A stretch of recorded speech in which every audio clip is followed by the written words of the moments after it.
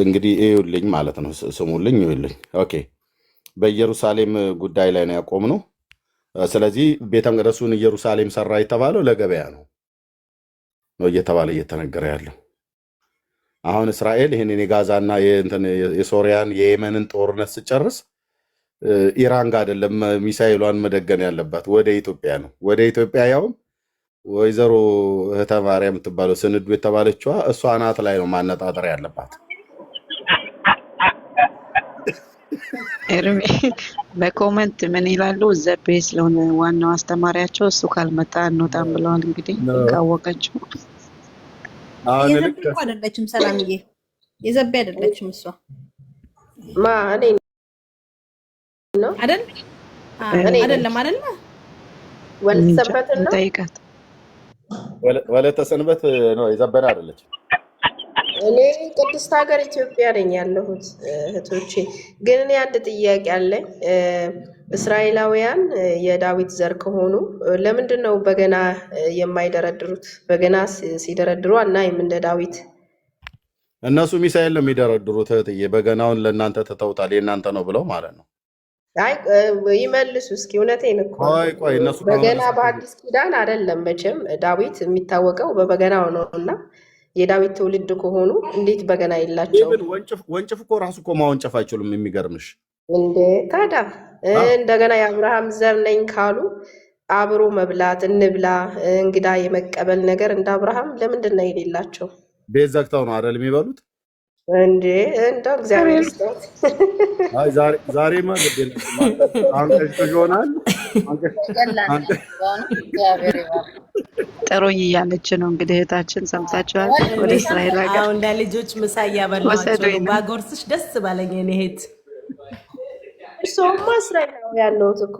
የምክር ለነጮቹ ነው እኮ ጥያቄ። እርስዎማ እኛን የሚመስሉት እርስዎማ እስራኤላውያን ነዎት። እኔ ለነጮቹ ነው ጥያቄ፣ ነጭ ቀለም ላላቸው። ደርብዬ አባቴ ምን ይል ነበር መሰለ? ቢሄዱ ሀገር አለ ይላል እና ቢሰሙ ብዙ ነገር ይሰማል። አዎ በጣም ይኸው እየሰማን ነው።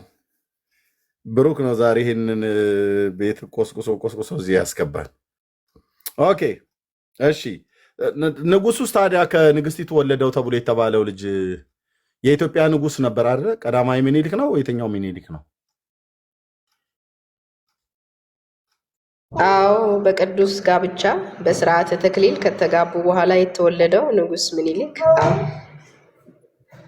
ኦኬ ንጉስ ሚኒሊክ የኢትዮጵያ ንጉስ ሆነ።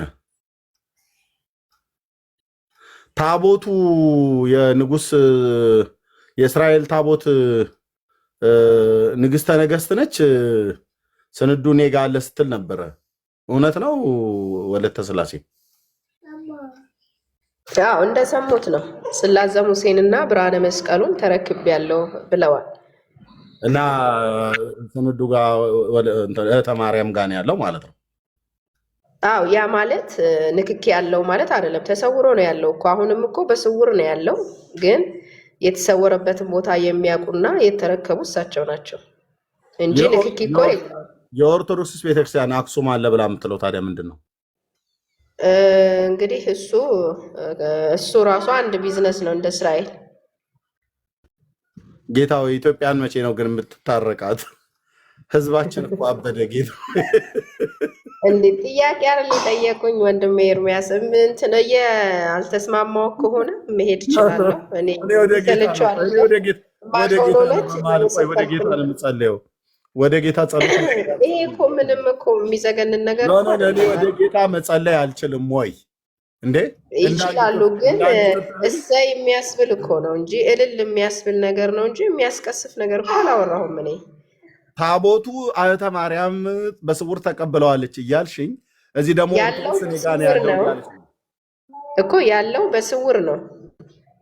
ከሰው ጋር ንክኬ የለውም። የዛሬ 46 ዓመት ሊቀ መልአክ ቅዱስ ሚካኤል ሰውሮ በስውር ዋሻ አስቀምጦታል። ያ ዋሻ አደራነቱም ተቀባይነቱም የተሰጠው ለንግስተ ነገስት ነው፣ ኃላፊነቱ ነው እንጂ አሁን ጽላተ ሙሴ ከሰው ጋር ንክኪ ያላት ወይ ደግሞ እህተ ማርያም ቤት ተብሎ እንደዚህ ቀለል ሲል እንትና ደስ አይልም። የእግዚአብሔር ነገር ነውና ስለዚህ በስውር ነው። ታቦቱ እየተጠበቀ ያለው በስውር አዎ፣ በስውር ያለው የሚጠብቁትም ስውራን ናቸው። ቦታውንና አደራነቱን ግን ማን የተረከበው? በስጋ ቆመው የተረከቡት እህተ ማርያም ናቸው። ሌላ ሰው ያለው የለም። ይሄ እኮ ወደፊት የሚወጣ ገና ይዘነው የምንቀርበው ነገር ነው እኮ።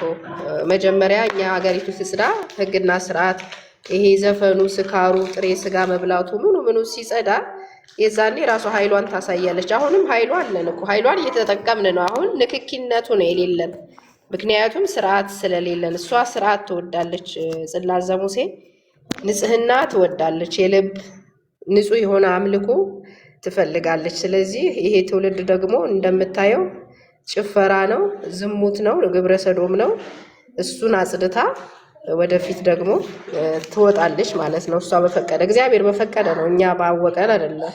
እና ይሄ እውነት ደግሞ አይዘገንንም። እስራኤል ሀገር አክሱም ላይ ያለው የሚባለው ንግድ ነው። እሱ ለንግድ ተብሎ ነው እንደዛ የተባለው እኮ።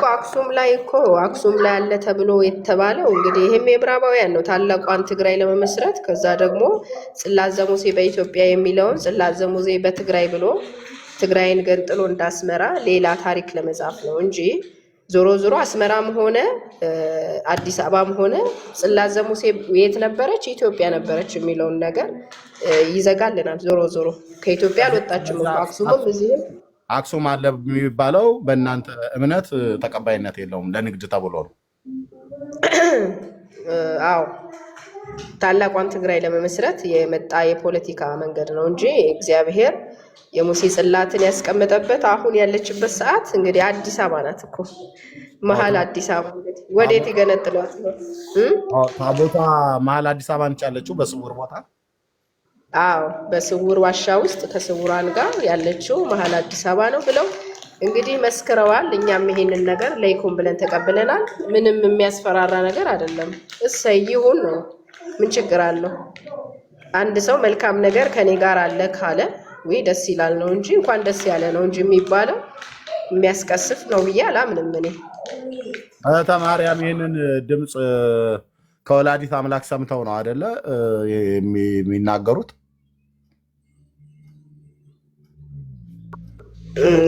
አዎ የመልእክቱ የወላዲት አምላክ መልእክት ነው የሚባለው። ያ ማለት እግዚአብሔር አያናግራቸውም ማለት አይደለም። እህተ ማርያም መንፈስ ቅዱስ አይመራቸውም ማለት አይደለም።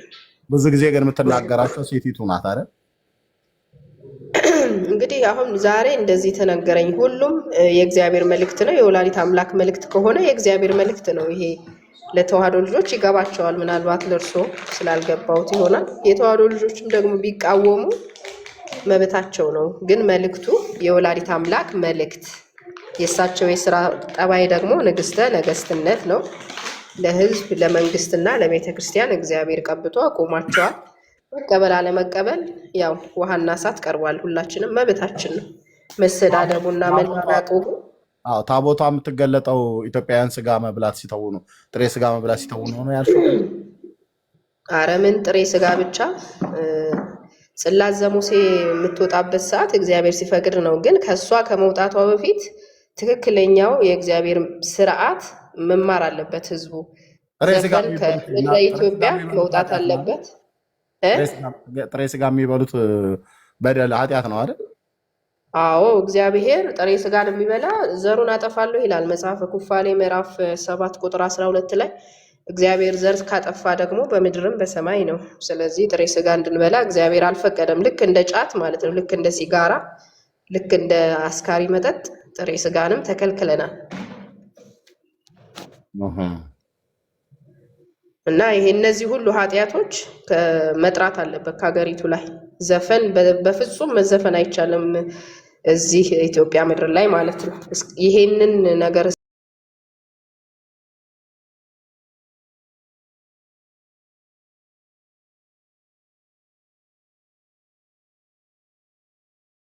ሰባት ቁጥር ኧረ ተው ኤርሚ፣ ንስሐ ለእግዚአብሔር ነው።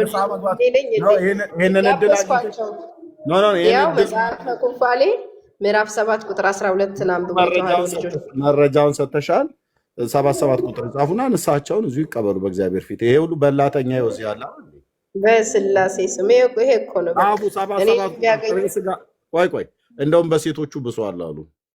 77 ቁጥር ጥሬ ስጋ የምትበሉ ሴቶች ኢትዮጵያውያን፣ ኤርትራውያን እንደዚሁም አይሁዳውያን ሁሉ ጭምር ጻፉ 77 ቁጥር።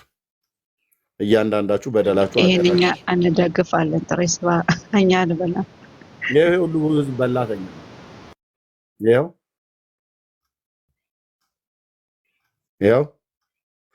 እንዴት ነው ንስሐ የሚሰጠው በእናንተ ሃይማኖት? ወደ ተሰንበት በስንዱ ንስሐ ያው ራሳቸውን በካህናት ፊት ያሳዩ ሂደው ካህኑ ነው የሚሰጠው ቀኖና። የኦርቶዶክስ ካህን ነው ወይስ እናንተ የተዋህዶ አለ እንዴ? ከተዋህዶ ልጆች ጋር እኮ ኦርቶዶክስ የሚለውን ስያሜ ነው እንጂ የማንቀበለው አስተምሮት ላይ እኮ እኛም አንድ እኮ ነው። ልዩነታችን በዘመን አቆጣጠሩና ልክ እንደዚህ ስርዓት በማክበር አሁን ለምሳሌ ዘፈን ባለመስማት፣ አስካሪ መጠጥ ባለመጠጣት፣ ግሮሰሪ አሁን የማህበር አባል ሆኖ ግሮሰሪ መክፈት አይችልም፣ ጭፈራ ቤት መክፈት አይችልም። እኛም አለን አደለ የአገልግል አሁን እዛ ቢሄዱ እንኳን አይደለም አስካሪ መጠጥ ለስላሳ እንኳ የለም፣ አይፈቀድም፣ ሃይማኖታችን አይፈቅድም። ይሄም የተዋህዶ ልጆች ስርዓት ነበረ፣ ግን ያው ከስርዓት ወጥተናል። እኛ ደግሞ የወጣነውን ስርዓት በማስተካከል ነው እነሱን የምናሳያቸው እንጂ እንደዚህ እየተሳደብን አይደለም። አትጠጡ አትስከሩ ካለ አንጠጣም፣ አንሰክርም። ጭፈራ ቤት አትክፈቱ ካለ እግዚአብሔር ጭፈራ ቤት አንከፍትም፣ ምክንያቱም ሃይማኖታችን ስለማይፈቅድ። አትስከሩ ካለ እንደዛው እንመለስ። ወደ አብርሃም እንመለስና እኔ ጥያቄን ሰብሰብ አድርጋለሁ። ሌሎች ጥያቄ ካለ እንጠይቃለን። አብርሃም ከየት ሀገር ነው የወጣው የነበረው? አባታችን አብርሃም ከዘመዶች ከቤተሰብህ ተለይተህ ውጣ ብሎታል። ቅድም ስትነግርኝ እሱ ኢትዮጵያዊ ነው ብለሽኛል። ከኢትዮጵያውያን ነው የወጣው አብርሃም አይደል? እንግዲህ እንደ ንጉሥ ዳዊት ያለ መጽሐፍ ቅዱሳዊ መረጃ ሲኖረኝ ስለ አብርሃም ደግሞ እናወራለን። ዛሬ ስለ ንጉሥ ዳዊትና ስለ ንጉሥ ሰለሞን ያወራሁት መጽሐፍ ቅዱሳዊ ማስረጃ ስላለ ነው። እሺ፣ የቆምክባትን ምድር ለአንተና ለዘርህ እሰጣለሁ ብሎትስ እግዚአብሔር ቃል ኪዳን ገብቶበታል። ያንን ምድር የትኛው ምድር ነው? አዎ ህዝቡ የቃል ኪዳን ህዝብና የቃል ኪዳን ምድር የኢትዮጵያ ህዝብና የኢትዮጵያ ምድር ነው። ስለዚህ የረገጥከውን ምድር አወርስሃለሁ ብሎ ሲለው አብርሃም ያው ኢትዮጵያዊ ነው፣ የረገጣት ኢትዮጵያን ነው ማለት ነው። ስለዚህ የኢትዮጵያ ምድር ነው ለአንተና ለዘርህ እሰጣለሁ ብሎ ያለው። አዎ ለዚህ ነው እኮ ሀገር እግዚአብሔር የምትባለው ቅድስት ሀገር የምንላት። ህዝቡም የቃል ኪዳን ህዝብ ነው የምንለው። የአብርሃምንም ኪዳን ጠቅለን ነው፣ የዳዊትን ብቻ አይደለም። ይህንን እውቀት የነገርሽን የተጻፈ ነው ያነበብሽው ወይስ አስተምረዋችሁ ነው? ስልጠና ኮርስ? አይ ኮርስ የለም ወንድሜ፣ ወይ መልእክት ነው ያለ ወይ ደግሞ መጽሐፍ ቅዱሳዊ እንደዚህ አይነት ማስረጃ ሲኖር ቀጣይ ስለ አብርሃም እናወራለን። ዛሬ ስለ ንጉሥ ዳዊትና ስለ ንጉሥ ሰለሞን ነው ተዘጋጅቼ የመጣሁት። ኦኬ። ስለዚህ ንጉሥ ዳዊትም እንደ ሰለሞን ኢትዮጵያዊ ነው አይደል? ዝርያው? አዎ ይሄው አሳየን እኮ በበቅሎ ነው እኮ ሲጓጓዙ ሲያረጅ እኮ ነው። እንግዲህ ንጉሥ ሰለሞን ባረጀ ጊዜ ነው የሚለው፣ ንጉሥ ዳዊት ባረጀ ጊዜ ነው በበቅሎ ጭኖ ወደ ጊዮን የወሰደው። ስለዚህ እስከሚሞት ድረስ የት ነበር ይኖር የነበረው ዳዊት? ሰለሞን ወደ ጊዮን ሲወስደው ወደ አሁን ቦታው ልዩ ቦታው ይሄ ነው ብዬ አልልዎትም፣ ግን ለጊዮን አቅራቢያ እንደነበረ የተጠቀሙት ትራንስፖርት ያሳየናል። በቅሎ ነው የተጠቀሙት። በበቅሎ ደግሞ ከአውራጃ ወደ አውራጃ ከክፍለ ሀገር ወደ ክፍለ ሀገር ነው። ዳዊት እዛ በኢየሩሳሌም የነበረውን ኮረብታ ይዞ ነበር የሚባለው እሱ ውሸት ነው ማለት ነው መጽሐፍ ቅዱስ የሚናገረው? መጽሐፍ ቅዱስ ላይ ያለው ታሪክ እኮ ሐሰት ነው ሳይሆን እስራኤል የሚለውን ኢትዮጵያ ብሎ ከዚህ በፊት አውርተናል እኮ። እስራኤል ብሎ የሚለውን ኢትዮጵያ እያሉ ማንበብ ነው እንጂ ታሪኩማ ትክክል ነው። ምንም መጽሐፍ ቅዱስ የተጻፈ ስህተት አለ ብዬ አላልኩም። ስለዚህ ታዲያ ዳዊት የነበረው የአሁኗ ኢየሩሳሌም ላይ ነበረ። አሁን ነጮቹ ያሉበት? አይ እንደዛ ቢሆንማ ታዲያ እንዴት በበቅሎ ከዛ ድረስ ጊዮን ድረስ እንዴት ይመጣል? በቅሎ እንኳን በቅሎ ሰረገላስ እንዴት ይችላል? አይ አይሆንም። ታሪኩ የሚሆነው እዚሁ አቅራቢያ በስተ ምዕራብ በኩል ሌላ ቦታም እኮ አለ።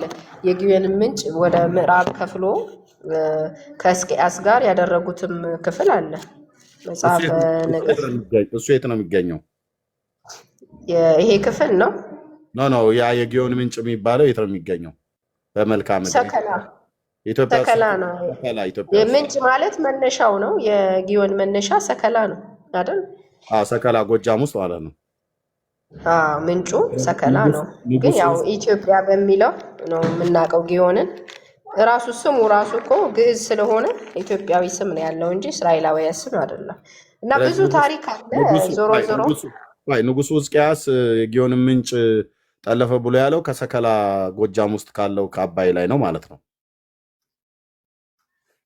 በስተምዕራብ በኩል በአሳ በር መግቢያ እያለ ይላል መጽሐፍ ቅዱስ። እንግዲህ በአሳ በር ሁሉ አሳ በር እንደዚህ በር ያሰያየሙ ራሱ ዘይቤው የኢትዮጵያውያን ነው። ዘይቤው የአሳ በር ይባላል ለኢትዮጵያ ውስጥ እኮ ነበር። አሁን ተሰቀይሮ ይሆናል።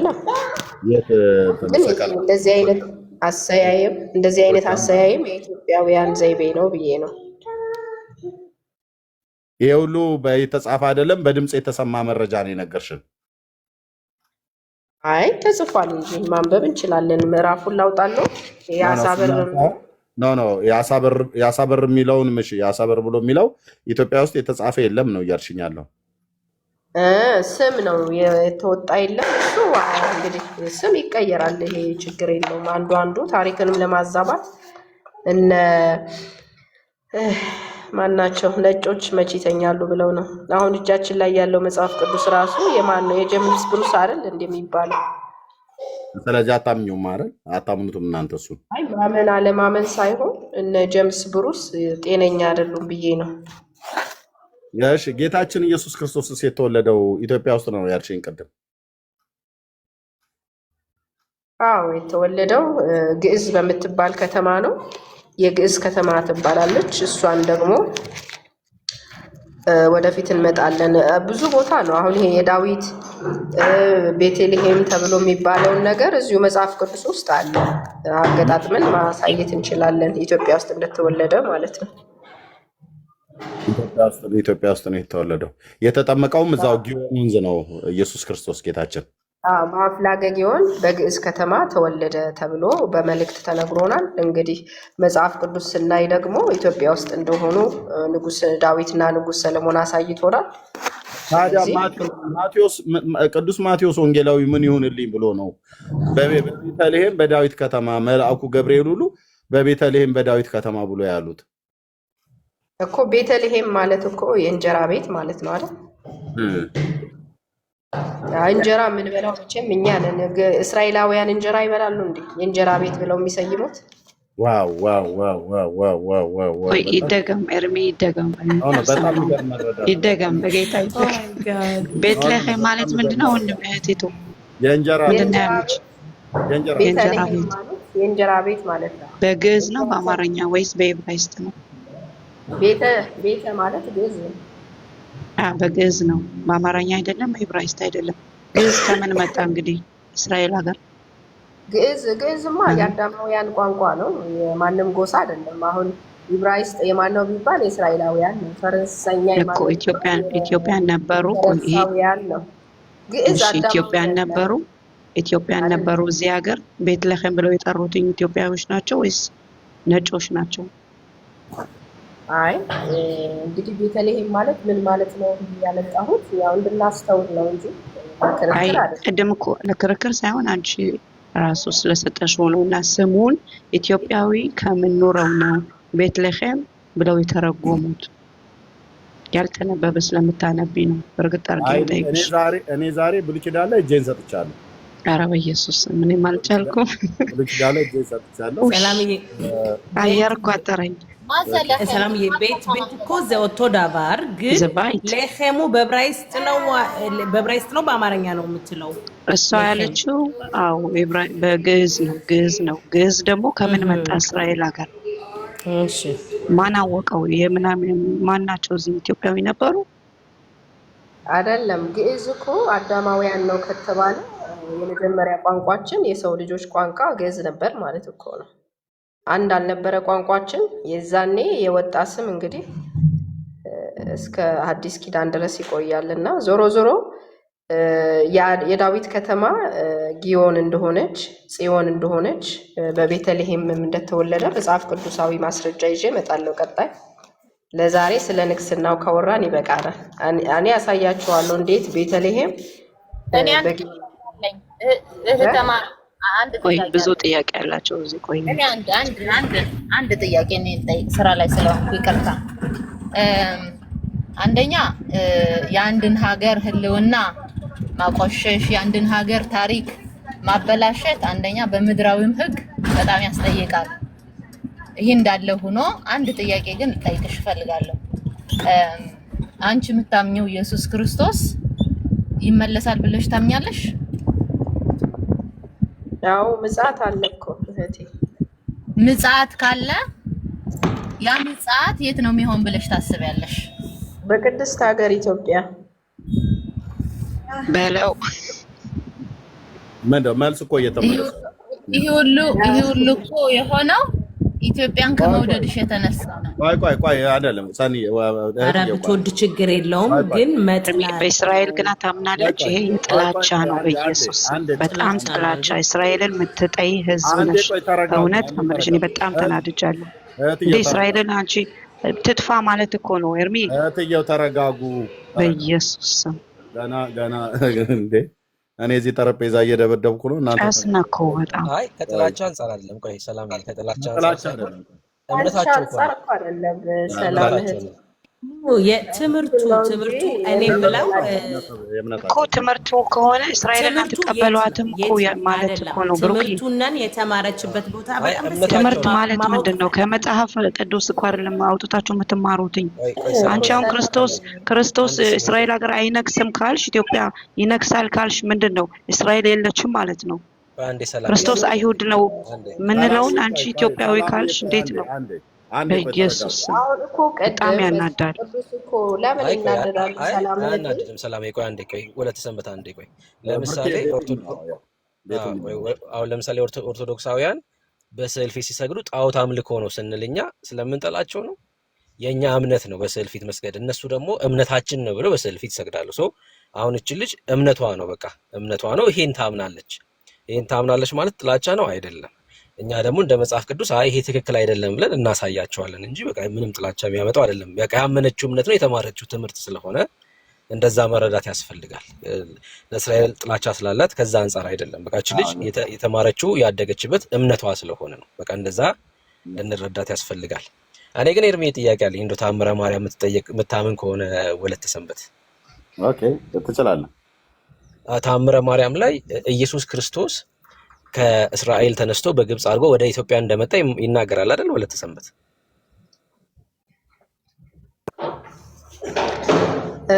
አዎ ይናገራል። ትቀበያለሽ ታምረ ማርያምን? አዎ አሁን እኮ እቀበለዋለሁ። እኔ አሁን አልተረዳችሁኝም እንጂ ቆይ ከተቀበልሽው ከእስራኤል ተነስቶ በግብጽ አድርጎ ወደ ኢትዮጵያ እንደመጣ ይናገራልና አሁን ኢትዮጵያ ራሷ እስራኤል ናት ስለምትይ አንቺ እንዴት ነው ከግብጽ አድርጎ ከእስራኤል በግብጽ አድርጎ ወደ ኢትዮጵያ መጣ ሲል ከጅማ በኢትዮጵያ አድርጎ አዲስ አበባ መጣ ማለት ነው? እንዴት ትረጃዋለሽ? ምን እያለን ነው መጽሐፉ? አይ ችግር የለም። አሁን ሰኔ ጎለጎታ ላይ ደግሞ ከአውራጃ ወደ አውራጃ ከክፍለ ሀገር ወደ ክፍለ ሀገር እንደሄደች ይናገራል። እና ምንድነው አሁን በስራ ዋጽ የገቡ ነገሮችን ይሄ አይደለም፣ ይሄ እውነት ነው፣ ይሄ ሐሰት ነው እያልኩ ነው እንጂ ነገሩን እቀበላለሁ። ወንድሜ ታምረ ማርያምን እቀበላለሁ። ግን በስራ ዋጽ ነገሮች አሉ። ታምረ ማርያም ላይ ብቻ ሳይሆን ፍትሐ ነገሥት ራሱ ኢትዮጵያ በራሷ ጳጳሳት መሾም አትችሉም ተብሎ ለ100 ምናምን ዓመት ሲዋሽ ነበር በግብጽ። ስለዚህ ያ ውሸት የፈረሰው የሆነ ቀን ነው። አሁንም ደግሞ ይሄንን እውነት ለነገሩ ስርዋጽማ ይገባል። አሁን እኔ በጣም የምታዘበውን አንድ ነገር ልንገርሽ ወለተ፣ እውነቴን ነው የምልሽ። አሁን ለምሳሌ ከጌታ እናት ቀድሞ የክርስቶስ መቃብር ጋር መሄድ አለ። መጽሐፍ ቅዱስ የጌታ እናት ናት አይልም፣ ማርያም ይላል። ግን የጌታን እናት ማርያም አይደለም የሚለው ዮሐንስ ወንጌል መጽሐፍ ምዕራፍ 20 ላይ። አሁን ይህን ትቀበያለሽ? አሁን ከእናቱ ቀድሞ መቃብር ስፍራ መሄድ አለ? እስኪ አንቺ ምን ትያለሽ? አሁን የስርዋጽ አይደለም? እዚህ በፊት አውርተንበታል። እንደሚሉት ነው እንግዲህ ዞሮ ልደቱንም ትንሳኤውንም ቀድማ ያየች ማምላክ ወላዲተ አምላክ ናት። ይሄን ስመሰክር ሌላውን ጥላቻ ሳይሆን እውነቱ ይሄ ነው እያልኩ ነው። በዚህ ተረዱን። እንግዲህ ካስከፋው ይቅርታ። ከፈቀዳችሁልኝ ለዛሬ አይበቃንም? ማዕድ ሰዓት ደርሷልና። ግን እኮ መጽሐፍ ቅዱስ እሺ፣ ኤርሜ እያወራ ነው። አንድ ጥያቄ ብቻ ልጠይቃት። እሺ፣ እቺ በካርታ ላይ የምትታየው ወለተ ስላሴ ካርታ ይታይሻል? ይሄ በኢትዮጵያ ውስጥ ነው የሚጠቃለለው?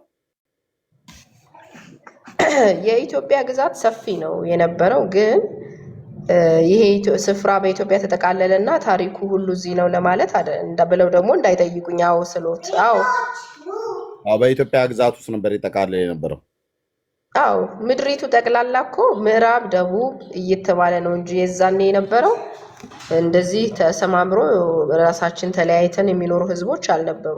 ደቡብ ምዕራብ በአቅጣጫ ነበር እያለ በክፍል በሀገር እያለ ይኸው መንምነን አሁን በዘረኝነት ደርሰናል። ይቅር ይበላል። ስለዚህ በዚያን ጊዜ የነበረው ይሄ ምድር ኢትዮጵያ ብሎ የሚለው ይህንን ሀገር ሁሉ ያጠቃልል ነበር ማለት ነው። አዎ ታዲያ ጋዛ እኮ የሚለው ስም አጋዚያን ከሚለው የመጣ ነው። አጋዚያን ማለት እንግዲህ ግዕዝ ነው። ጋዛን ብዙ ስሞች አሉ። ህንድ አገር ድረስ ኧረ ብዙ አለ። እንሂድ ከተባለ ለምሳሌ ደሴ ዲሲ ነው። ለምሳሌ አሁን ደሴ ዲሲ ነበር አይደል? ማለት ደሴ ያለ ዲሲ ነው አላለም። ደሴ ዲሲ። አይ አሁን በቅቷቸዋል ይመስለኛል። ቀልድ ጀመራችሁ ነው? ኖ ብሩኬ ጠመሃል ገብቶብኝ ነው። እኔ አሁን ቁም ነገር እየተማርኩ ነው። እና ይሄ ምድር አሁን እዚህ ካርታ ላይ የምታዩት የኢትዮጵያውያን በደንብ ስሙ ከድሮ ጀምሮ ራሱ ኢትዮጵያ ተብሎ የሚጠራ ምድር ነበረ። እና ይሄ አሁን ኢየሩሳሌም የእግዚአብሔር ቤተ መቅደስ ሰለሞን ሰራ፣ ዳዊት ያዘ ተብሎ የሚባለው እህታችን በእሷ ሃይማኖት ትምህርት እሱ ሁሉ ለንግድ ተብሎ የተባለ ነገር ነው። ኢየሱስ ክርስቶስ ራሱ የተወለደው ኢትዮጵያ ውስጥ ነው። የተጠመቀው ጊዮን ወንዝ ነው። ይሄ መጽሐፍ ቅዱስ ላይ ዮርዳኖስ ብሎ የሚለው ነገር ተቀባይነት የለውም ማለት ማነው? በእነ እህተ ማርያም ትምህርት ወለተ ስላሴ በዮርዳኖስ ላይ የተጠመቀው ብሎ የሚለው ተቀባይነት የለውም። እንትን አስማንያ ሶሪያዊ ንዕማን የሚባል ለምጽ የነበረበት ሰውዬ ወደ ኤልሳ ጋር መጥቶ ነበር ይላል መጽሐፍ ቅዱስ። እና እሱም ጊዮን ነው የተጠመቀው ወይስ ዮርዳኖስ ነው ብሎ የሚል መጽሐፍ ቅዱስ ነአምን ነው ነአማን ነው ምንድን ነበር ስሙ? ንዕማን። አዎ በጊዮን ነው የሚለው። የሚገርሙት ነገር እንትን ላይ አለ አርጋኖን ላይ በጊዮን ነው የሚለው። አርጋኖን ስንተኛው ቁጥር ላይ ታስታውሻለሽ? መበሻሸቅ ያላረጉት ነው። ግድ የለውም ለእኛ ጠቅሞናል። እንደው መጽሐፍ ቅዱስ ላይ ያጣነውን ታሪክ አርጋኖን ላይ እናገኘዋለን። አርጋኖን ላይ ያለው ታሪክ ይሄ ውዳሴ ማርያም ላይ እናገኘዋለን። ለመልእክቱ ለኛ ጥሩ ሆኖናል። አንዱ ላይ ቢጠፋ አንዱ ላይ ያው እግዚአብሔር ያስቀምጠዋልና አርጋኖን ላይ ያለ ዞሮ ነአማን በጊዮን እንድታጠበ ጊዮን ማለት ያው ኢትዮጵያ መጥቶ የታጠበው አይ መጥቶ እኮ አይደለም ነበረ ነው እንጂ መጥቶ የሚለው ታሪክ በኢያሱ ጊዜ ኤርምዬ ወንዙ ተከፍሎ ሲሻገሩ በደረቅ የትኛው ወንዝ ነበረ? እሱንም ትንገረን። አርጋኖን ላይ ተከዜ እንደሸሸ ራሱ ተጽፏል። ሊቀ ነቢያት ሙሴ የከፈለው ወንዝ ራሱ ቀይ ባህርን አይደለም። ኤርሚ ግን አንድ ነፍስ ብናድን ጥሩ አይደለም? እውነቱን ብናስብ እዚህ ያለውን አንቺ ብትፈቅድልኝ እስኪ ለዛሬ ይበቃችኋል። ዶዙ ከመውጣቷ በፊት እውነቱን አሳይተናት ጌታ በዛባችሁ እያለች እንዴ ሰላም የኔ እህት፣ እኔ እኮ እውነትን እየነገርኩት ነው እንጂ ይሄ እኮ አይ ችግር የለም። እኔ ከአንቺ ለማሳብ ብዬ ነው። እና እውነቱን ብናሳይሽ የሁሉ ተረት ለአንቺ እንደማይጠቅምሽ ኤርሚ ቢፈቅድልኝ እውነቱን አጭር አድርገን ዛሬ ብትድን ይሻላል። ዮኒ ቆይ ሰላም ጋር ቆይ ከኔ ጋር ታውራ። ቆይ አንድ ጊዜ ይቅርታ ሁላችሁ ጋር ትፈቅድልኛለህ? ወለተ ሰላም ስርሽ ያለችዋ እስራኤላዊት ናት። ክርስቲያን እህቴ ነች። አይቃት አውሩ። እሺ ችግር የለውም እህትዮ። ቅድም ትንሽ ቆጣ ያልኩኝ አንዳንድ ነገሮችን የመጽሐፍ ሳይሆን እሺ ኤርምዬ እኔ ልውረድ ማሩ አስገቡኝ እያለ ነው። እኔ ልውረድና ማሩ ይግባ። ማሩጋ ብዙ አዎ ጥያቄ ነው እኔ ያለኝ፣ ግን እፈልገዋለሁ ይቅርብኝ እሱ። በቃ። አዎ ይግባሱ። ተባረኩ። ማሩ ይግባ። እሺ እኔ በጣም እውነት አሳሰብሽኝና ማሩን ለምን አንጻር አላውቅም። ብትይ ማሩ ይግባ ከምን አንጻር ብትሆኚ ይሄ ሁሉ ያው ተረት ተረት እንደሆነ ምን አይነት የስህተት አስተማሪ እንዳስተማርሽ እውነቱን ደግሞ ከፍቺ ለማሳየት ስለፈለኩ ነው። ቅድምም እኔ ያነሳው ጥያቄ ነው እና ፈቃደኛ ከሆንሽ ጊዮን የምትይውን ኢትዮጵያ እንዳልሆነ በደንብ አድርጌ ለማስረዳት እና ለማሳየት ስለፈለኩ ነው። 5 ደቂቃ ነው፣ ከዛ ይበልጥም አልፈልግም። ኤርሜ በውስጥ ስልጅ እንትን ብያለሁ፣ ቼክ አድርገው እውነተኛ ጊዮን የት እንደሆነ እንግዲህ ዛሬ እናየዋለን። አንቺ በደንብ አድርገሽ ተረድተሽ ለአንቺ ብቻ ሳይሆን ለህዝብሽ ለአንቺ እንዳንቺ ያለውን የት እንደሆነ እንድታስረጃቸው ነው። ሰኒ ካርታውን የባለፈው ቪዲዮ ካርታ ሰኒ ላኪልኝ። በውስጥ ሰርጅ ይላሉ ኤርሜ። እኔ አ- ስራ ነኝ እኮ። አንቺ ጽሁፉን ነው ያችልኝ እህትዬ፣ ያንቺን ኦኬ ማሳያ። ካርታው ሰኒ ባለፈው ያሳየሽው ካርታ አይገኝም ኦንላይን ላይ? አይ የለም፣ መጽሐፍ ቅዱሴ ላይ ነበረ። እኔ ስራ ነኝ። ይቅርታ። ማራዊ ማን ነው አይደለም? የሚሆነው። መጽሐፍ ቅዱስ አለን እኛ እዚህ ሀገር የታተመና ሁለቱንም የሚያሳይ በአንደኛው ቤተ መቅደስ እና በሁለተኛው ቤተ መቅደስ የነበረው የእስራኤልን ካርታ የሚያሳይ ነበር። ይሄ ብራውን አንተናሩም አዲሱ እንትን ብራውን ከለሩ ነው። አንድ አድምጪኝ ቆይ። ብራውን ከለሩ ቆይ እኔ ሰርች ላድርገው። ቆይ አንድ አድምጦኝ። ብራውን ከለሩ አማርኛና ዕብራይስጡ ያለው መጽሐፍ ነው ትልቁ የስ አለኝ እሱ ምኑን ነው የምትፈልጉት? አለኝ። ቆይ ስላለኝ ነው የምጠይቃችሁ። ብራውን ቆይ ከለሩ ኤርሜ ያውጣል። ዕብራይስጡና ገራዥ ውስጥ ካልሆነ እስቲ የሆነ መሳቢያ ውስጥ ሊሆን ብራውን ከለሩ አማርኛውና ዕብራይስጡ ያለበት ከሆነ አለኝ። ማርዬ እስከዛ ተናገር። ምናልባት እሱም የቆየው ሊሆን ይችላል። እኛ ቸርች አሁን አዲስ ያሳተሙት ይህን ካርታ የሚያሳይ አለ። እኛ ቸርች ነው። እኔ ነስል ኸበስ በጉግል የምክር ያለሽ አለ የመጽሐፍ ቅዱስ ኦኬ ከንሲ רגע לגוגל תנסי למצוא מפה שרשום עליה מעיין גיחון. מעיין גיחון שנמצא בירושלים. ካገኘሽው ለእኔ በውስጥ ጻፊልኝ ወይም ለኤርሚ። እሺ ለምንድን ነው የኔ ሁሉ የምጠይቀው? ጊሆን የሚለውን የት እንደሆነ ኦኬ። ሁለት ስም እናንተ ምናልባት ኢትዮጵያ አግኝታችሁት ይሆናል ጊሆን የሚባል ግን የት እንደሆነ ደግሞ አሁን እናሳይሻለን እና ከዚህ ትንሽ እንኳን ወስደሽ ላንቺ ይጠቅምሻል ብለን ስለምናስብ ነው። እሺ ጊሆን የሚባል ኢየሩሳሌም ይባላል አገሯ። ድምጼ ትንሽ እንትን ስላለ ነገርታ ኢየሩሳሌም በሚኖርበት ጊዜ ማዕያን ጊሆን ተብሎ የተጠራ ወንዝ ኢየሩሳሌም ያለ ጊሆን ነው። እና ይሄን ካላስረዷችሁ እንግዲህ በጣም እናዝናለን። አይንሽ እያየ እንግዲህ ቁጭ ብለሽ ተረጃለሽ፣ ተማሪያለሽ ማለት ነው። ካገኘሽው የምክር ንገሪኝ።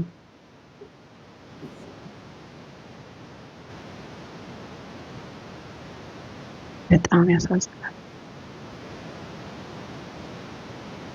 ያ ወንዝ ደግሞ ከየት ነው የሚገኝ ብትይ ቤተ ሚቅዳሽ ይባላል። ቤተ ሚቅዳሽ ማለት ሁለተኛው ቤተ ሚቅዳሽ የተሰራው የፈረሰው ማለት ነው በዳዊት ዘመን በሰለሞን ዘመን ከዛ ውስጥ ነው ያ ማዕያን ሰለሞን የተጠመቀበት። ሰላምዬ እኔ לא מוצאת את זה, אבל אני פה עם התנ"ך. תגידי לי מה... לא בתנ"ך, אני לא צריכה בתנ"ך. לא, כי סמי אמרה שזה נמצא. בהתחלה, כן, בהתחלה. אוקיי, יש שם מפה. יש מפה.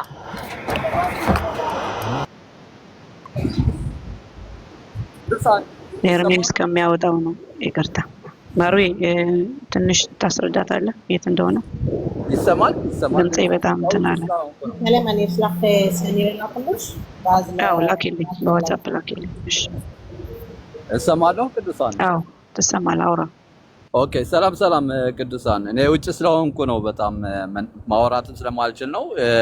ለመግባት የፈለኩት አንድ ነገር ነው ልናገር ፈልጌ ነው።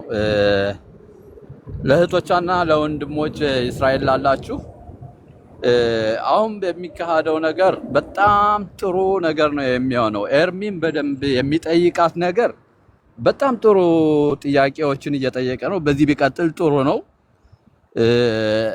እናንተም ወንድሞቼ ወይም እህቶቼ እስራኤል ያላችሁ ከታችም የምትሰሙት በእውነት ስሜታዊ አትሁኑ፣ ስሜታዊ አትሁኑ። ግን አንድ ነገር አለ እዚህ ጋር ልናገር የምፈልገው እሱ ምንድነው?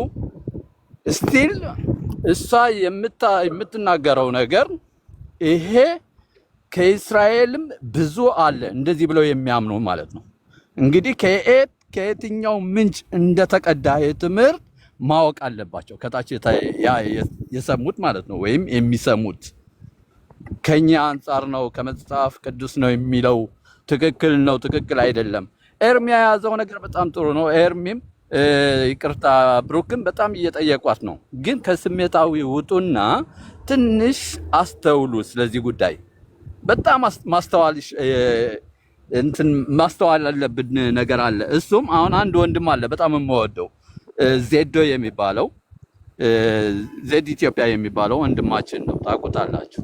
ባለፈው ኤርሚ ስለምወደው ነው እንግዲህ ከሌለበት ስሙን የማነሳው፣ ምናልባትም ከታች ሊኖር ይችላል።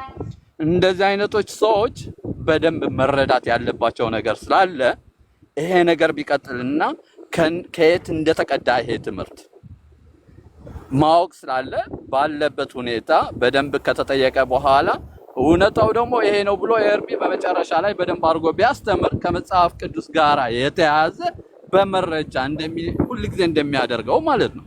በእንደዛ አይነት ምን አይነት ስህተት እንደሆነ ይሄ ምንጭ ምን አይነት እንደተገማ የገማ ምንጭ እንደሆነ በግልጽ በመጽሐፍ ቅዱስ በምናምነው መጽሐፍ ቅዱስ አሁን እኮ ስቲል እንደማየው ከሆነ ምንድነው ብዙም ጊዜ ኦርቶዶክስም ሆኖ ተዋህደ የሚጠየቁት ጥያቄ የሚመልሱት ከቤተ ክርስቲያናችን አስተምሮ አንጻር ብለው ነው የሚመልሱ እንጂ ከመጽሐፍ ቅዱስ ብለው አይደለም የሚመልሱት መልስ።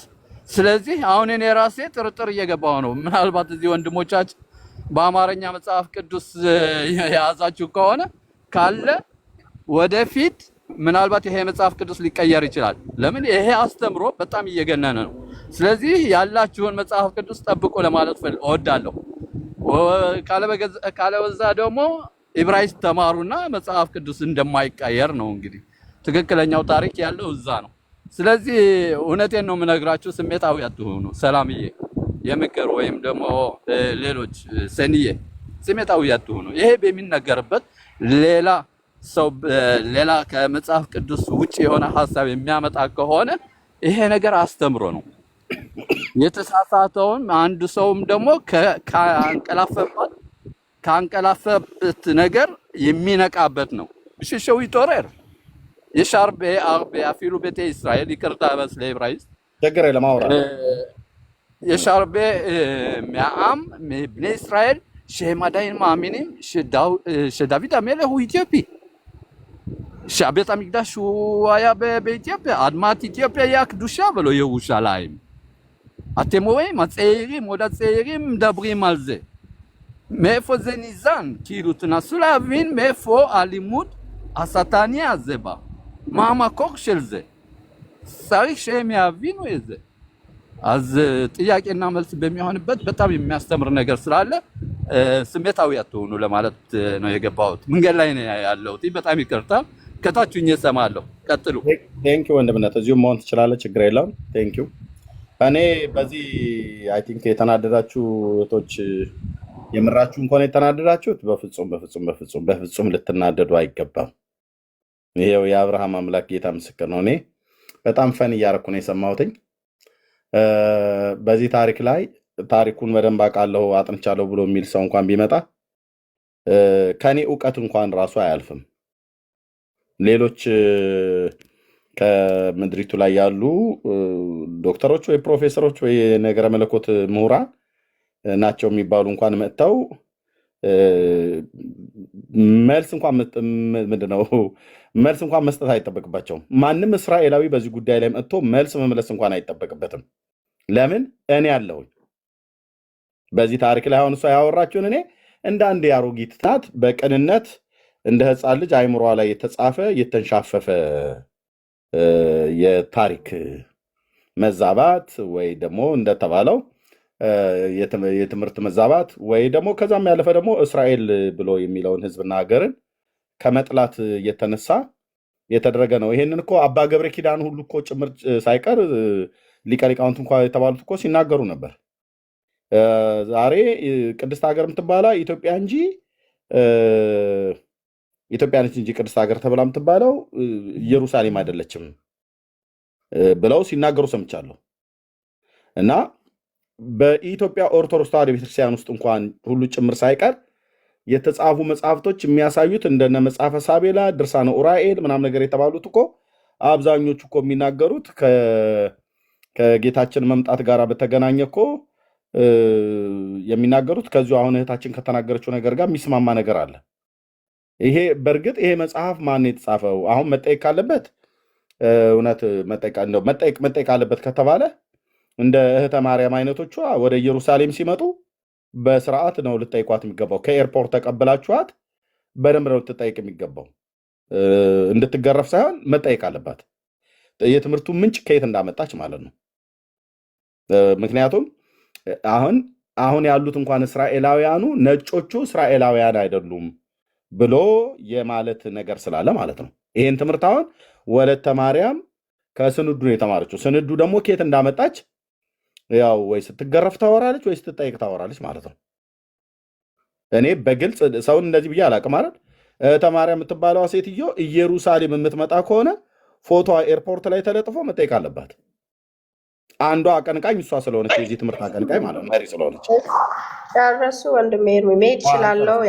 ስለነበረ ልንመልስልሽ ቆያችሁና ማዕድ ሰዓት እያለ 2 ደቂቃ ነው። ከዛ ወደ ሀሳቡ ላይ እንመጣለን። እና ይሄን መጠየቅ ያለባት ወለተ ስላሴ ወይ ወለተ ማርያም መጽሐፍ ቅዱሳዊ የሆነ ነገር ነው እኔ የመለስኩት አይደል? መጽሐፍ ቅዱሳዊ ቀጥለን ልናሳይሽ ነው መጽሐፍ ቅዱሳዊ ያለመሆኑን እህትዬ። ቀጥለው ብታሳዩ ከመጽሐፍ ቅዱስ ቢሆን ደስ ይለኛል። አሁን እንትን ማነው ዊኪፒዲያ የሚባለውን ታውቂዋለሽ እህታችን? ያው አንዳንድ ጥሩ ነገሮች እኛም ከዛ እንወስዳለን። ወስዳላችሁ አይደለ? እሺ ዊኪፒዲያ ብሎ በሚለው ላይ ድረገጽ ላይ ስለ ጊዮን ወንዝ የት እንዳለ ማነው ስለ ጊዮን ምንጭ የት እንዳለ አንብበሽ ታውቂያለሽ? አዎ አንድ ወንድማችን እኛ ቤት ገብቶ ይሄን ማስረጃ አሳይቶናል። ተቀበልሽው ወይስ አልተቀበልሽው? ታዲያ መጽሐፍ ቅዱስ አይልማ፣ መጽሐፍ ቅዱስን ነው እኔ የምቀበለው። ኦኬ በመጽሐፍ ቅዱስ አሁን ልናሳይሽ ነው። ማፑ ግን የጊዮን ማፕ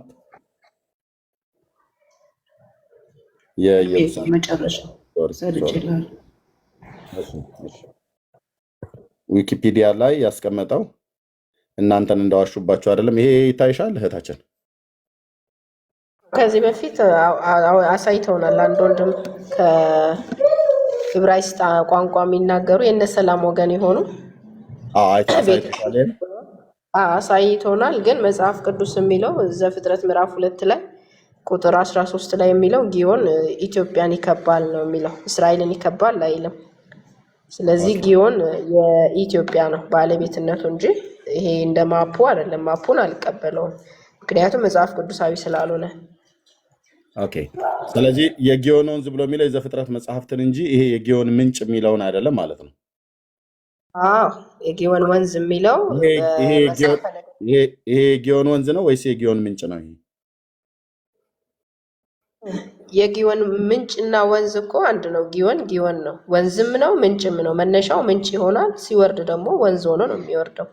እሺ ይሄ ኢየሩሳሌም ጋር ይሄኛው ያለው ምንድን ነው? ይሄ ሲቲ ኦፍ ዴቪድ ኦልድ ሲቲው ማለት ነው። የዳዊት ከተማ ቴምፕል ማውንት አለ ቤተ መቅደሱ የነበረበት። ይሄ ታዲያ ጊዮን ስፕሪንግ ብሎ የሚለው እና ኪድሮን ቫሊ የሚለው አለ የቄድሮን ሸለቆ እና ይሄ እዚህ ጋር ጊዮን ስፕሪንግ ብሎ የሚለው የትኛው ነው? እኔ እንጃ፣ እኔ ስለማፑ ግንዛቤ የለኝም። ግን መጽሐፍ ቅዱስ ውስጥ ዘፍጥረት ላይ የሚነግረን ጊዮን ኢትዮጵያ እንደሚከብ ነው። ንጉሥ ዳዊት የተገባበት ጊዮንም እንደዛው ነው። ቀደም የነገርሽን ጥቅስ አንደኛ ነገሥት መጽሐፍ ላይ እሺ ወንድምነት አንደኛ ነገሥት መጽሐፍ ላይ ምዕራፍ 1 ቁጥር ስንት ነበር ያልሽው? ምዕራፍ 1 ቁጥር 38 ሌላም ቦታ ላይ መጥቀስ እችላለሁ። ቆይ ላምጣ ተጨማሪ።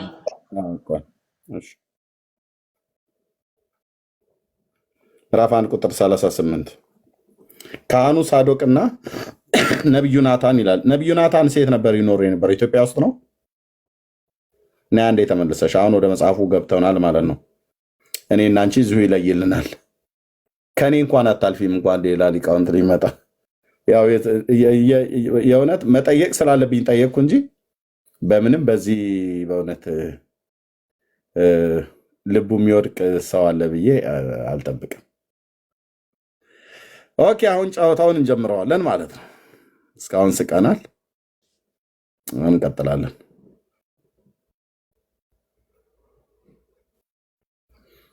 ብሩኬ እንደውም አንተ አገልግላት፣ እኔ ሻይ ልጠጣ አይመስልም? ብሩኬ አይ ኤርሚያ አንተ ቀጥል ኤርሚሻ ባለ ሻይ ልጠጣ።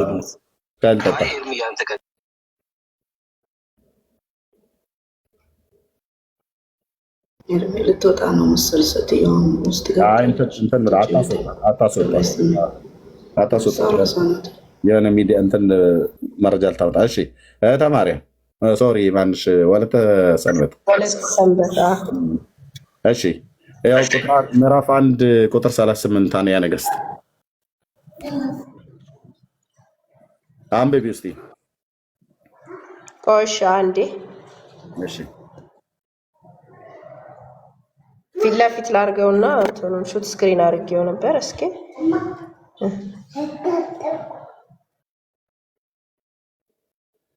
ቀጥሉ። እርሶ እያዳመጥኩት ነው። ቀጥሉ። አይ በደንብ አንቺ መስማት አለብሽ።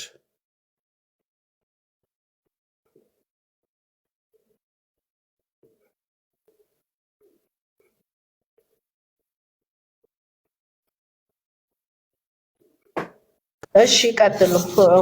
ምንድነው መረጃውን ላመጣ ቴሌግራም ከመሄድ እንደዚህ ፊት ለፊት አድርገውና ቀጣይ ክፍሉንም እናነባዋለን። አንብቡ። መጽሐፈ ነገሥት ምዕራፍ 1 ቁጥር 30። እሺ ካህኑም ሳዶቅ፣ ነቢዩ ናታን፣ የዮዳይ ልጅ በናያስ፣ ከሊታውያንና ፈሊታውያን ወረዱ ይላል። እነዚህ ከሊታውያንና ፈሊታውያን እነማን ናቸው? አሁን እነዚህ ናቸው ብዬ አይደለም። ከሊታውያን ላለው ከሊታውያን ፈሊታውያን እያል ነው የምናነበው። አብረው ነው የወረዱት። እሺ ዮዳሄ የተባለው እና ነቢዩ ናታን ሳዶቅ እነማን ናቸው? አሁን መቼም ታሪኩን ሙሉ ማድረግ አለብሽ። አንዱን ነገር ክሌም ስታደርጉ ሙሉ ታሪክ ሙሉ መሆን አለበት። ካህኑ ሳዶቅ ማን ነው? ካህኑ ሳዶቅ ነው። በጊዮን የነበረ ካህን ነው። እንግዲህ የማን ካህን ነው? የኢትዮጵያውያን ካህን ነው።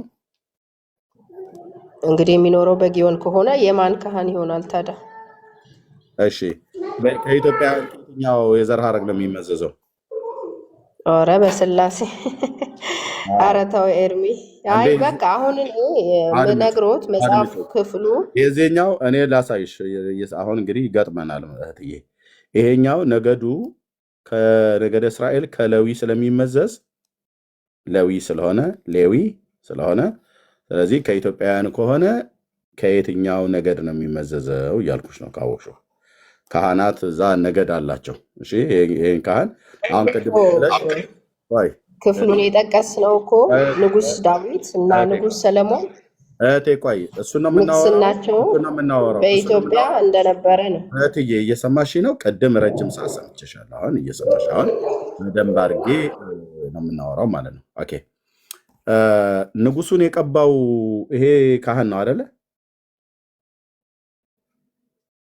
ነይ ወደ ተሰንበት አለው ይሄ ካህን ነው አይደለ? ንጉሱን የቀባው ንጉስ ሰለሞንን።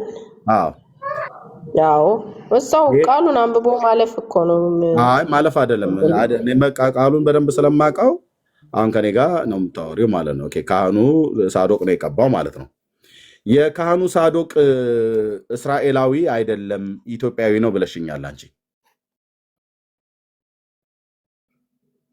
እኔ አይደለም ያልኩት መጽሐፍ ቅዱስ የቱ ጋር ነው ብሎ ኢትዮጵያዊ እንደሆነ የታለ ይሄው ካህኑ በጊዮን የነበረ ካህን አድምጭ። እኔ የማወራው ካህኑ ሳዶቅ ኢትዮጵያዊ ነው ብሎ ይላል ይሄ ክፍል። አይ ጊዮን ኢትዮጵያ እንደሚከብ ስለሚናገር ካህኑ ሳዶቅ ንጉሱ ሰለሞንን የቀባው ካህኑ ሳዶቅ ዘሩ ከየት እንደሆነ ነው ማወቅ የፈለኩት። ቀቢው ሰው እኔ ደግሞ እያልኩት ያለሁት አድምጪ፣ ቆይ እህቴ አድምጪ። አይ በቃሽ። ቀቢው ካህን ዘሩ ከየት ነው? ክህነቱስ ከየት ተመዘዘ? የማን ካህን ነው ብዬ ስል የኢትዮጵያ ነው ብለሻልሽኝ። የአገር ጉዳይ አይደለም እኔ የጠየቅኩሽ። የአገርም ጉዳይ ከሆነ አንቺ ኢትዮጵያዊ ነው ብለሻል፣ እኔ ደግሞ እስራኤላዊ ነው። ይሄ እስራኤላዊ ነው። ነገዱ ቆይ እንደ አደረብኝ። ነገዱ ከለዊ ነው። እስራኤላውያን 12 ነገድ አባቶች አሉ። ከ12ቱ አንዱ ነገደ ለዊ ውስጥ ነው የሚመዘዘው። የዘር ሐረጉን አሳይሻለሁ ማለት ነው። እንዴት እንደመጣ የዘር ሐረጉ ማንን ወልዶ ሳዶቅ ጋር እንደደረሰ አሳይሻለሁ። ኦኬ። አንቺ ግን ኢትዮጵያዊ ነው ብለሽ ካልሽ ከየትኛው ነገድ ነው ከኢትዮጵያ ውስጥ ከየትኛው ነገድ ነው የሚመዘዘው ብሎ የሚለውን ይሄንን ልታመጪ ግዴታ ነው ማለት ነው። ምክንያቱም ንጉሱ ሰለሞንን የቀባው ካህን ይሄ ሆኖ ሳለ የዚህ ሰው ክህነቱ ስልጣኑ ከእግዚአብሔር ነው አይደለም፣ የዘር ሐረጉስ ከየትኛው ነው ብሎ የሚለውን በደንብ ግልጽ ማድረግ አለብን ማለት ነው እኮ። አሁን ያሉ ሳዶቅ እስራኤላውያን ሆኖ በኢትዮጵያ በጊዮን እየኖረ ነው የሚሉ አይደለም። መኖሪያው የት ነው አይደለም እያልኩ ያለሁት። ገና እዚሁ ጋር ስናነብ ካህኑ ሳዶቅና ነቢዩ ናታን የዮዳሄ ልጅ በናያስ ከሊታውያንና ፈሊታውያን ወረዱ፣ ሰለሞንንም በንጉሱ በዳዊት በቅሎ ላይ አስቀምጠው ወደ ጊዮን አመጡት ይላል። አሁን እዚህ ጋር ጊዮንን እናነሳለን። ወደ ጊዮን አመጡት ብሎ ሲል ከየት ወዴት መጡ ይላል። ስለዚህ አሁን እያንዳንዱን መጠየቅ ስላለብኝ ነው መጠየቅሽ ማለት ነው። ምክንያቱም ታሪኩን ሙሉን አሁን ቀስ እያልን ነው የምናዘግመው። ውስጥሽ እስካሁን ድረስ የዘሩበትን ቀስ ብዬ ነው በነጥብ የምነቅለው ማለት ነው። ስለዚህ ካህኑ ሳዶቅ ግለሰብ ከተጠቀሰ አገልጋዮች፣ እነዚህ አገልጋዮች ናቸው። አገልጋይ ከተጠቀሰ አገልጋይ፣ ጎሳ ከተጠቀሰ ጎሳ፣ ቦታ ከተጠቀሰ ቦታ፣ ጂኦግራፊ ከተጠቀሰ ጂኦግራፊ፣ እሱን እያየን የምንሄደው ማለት ነው እንጂ ዝም ብለን ድምስስ አድርገን እንደዚሁ ምናምን ነገር ብሎ የለም። ስለዚህ እኔ ምን አልኩኝ? ካህኑ ሳዶቅ እስራኤላዊ ነው፣ ነገዱ ከለዊ ነው። የማን ካህን ነው? የእግዚአብሔር የጌታ ካህን ነው። የጌታ የእግዚአብሔር ካህን ነው። ኦኬ፣ ከአሮን ቤት የሆነ ነው ማለት ነው። ይሄ ሰው ነው ንጉሱን የቀባው። ጊዮን ላይ ወስዶ የቀባው የት ነው? ሰለሞንን የቀባው ንጉሱን የቀባው ይሄ ንጉስ ነው ማለት ይሄ ካህን ነው። ስለዚህ የዚህን ንጉስ ማነው? ይሄን ንጉስ የቀባው ካህን የዘር ሐረጉ ኢትዮጵያዊ ነው ብለሽኛል። ኢትዮጵያዊ ነሽ ብለሽኝ ከየትኛው ነገድ ነው? ከኢትዮጵያ ብዬሻለሁ። መልሱን አምጪ። የኔን ታዩ ያንቺን ከኢትዮጵያ ነው ብለሽ ስላልሽ ክሌም ስላደረግሽ ኢትዮጵያ 86 ብሔር ብሔረሰቦች አገር ናት አሁን ያለችዋ። ከየትኛው ላይ ነው የሚወጣው ካህኑ ሳዶቅ? የየትኛው ህዝብ ከየትኛው ህዝብ የወጣ የኢትዮጵያ ካህን ነው? በእንግዲህ ነገርኩት እኮ ወንድሜ።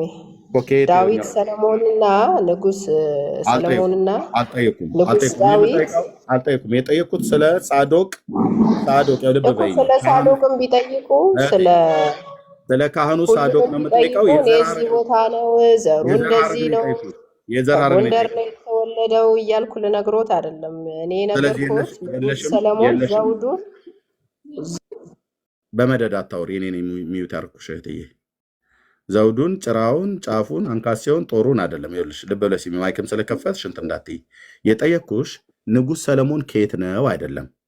ካህኑ ሳዶቅ ቀቢው እሱ ስለሆነ ንጉሱን የቀባው ካህን እሱ ስለሆነ ንጉሱን የቀባው ይሄ ካህን ኢትዮጵያዊ ነው ብለሽ ክሌም አድርገሻል። እኔ ደግሞ እስራኤላዊ ነው ብያለሁ፣ መጽሐፍ ቅዱስም ስለሚመሰክርልኝ። አንቺ ደግሞ መጽሐፍ ቅዱስ ይመሰክርልኛል ኢትዮጵያዊ ነው ብለሻል። ኢትዮጵያዊ ከሆነ ከኢትዮጵያ ከ86 ብሔር ብሔረሰቦች ውስጥ የየትኛው የዘር ሐረግ ውስጥ ነው የሚመዘዘው ካህኑ ሳዶቅ? እኮ እኔ እንዴት ኢትዮጵያዊ ነው አልኩኝ ብለው ለምን እኔ አይጠይቁኝም? እኮ ያው እየጠየቁ ነው ከየትኛው ነው እያልኩ እኮ እኔ ከምን ተነስቼ ነው ኢትዮጵያዊ ነው ያልኩበት መነሻዬ? በቃ አስፈልገ እኔ ከምን ተነስተሽ ብዬ አልልም።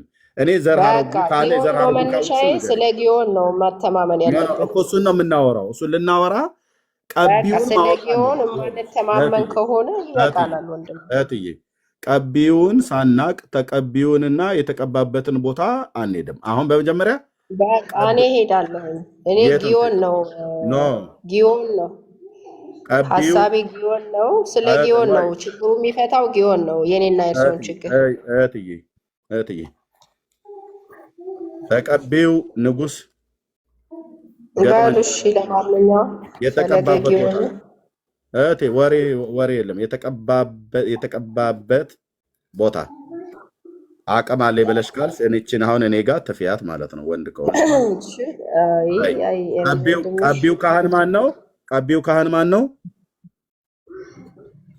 ሳዶቅ አይደል? ጊዮን ነው የሚፈታው የዚህን ሁሉ ጥያቄ እንደዚህ ጊዮን የለም። ፈቶልናል። እንደዚህ ለእኔ የለም። ጥያቄ አይደለም። ካህኑ ምናዊ ነው?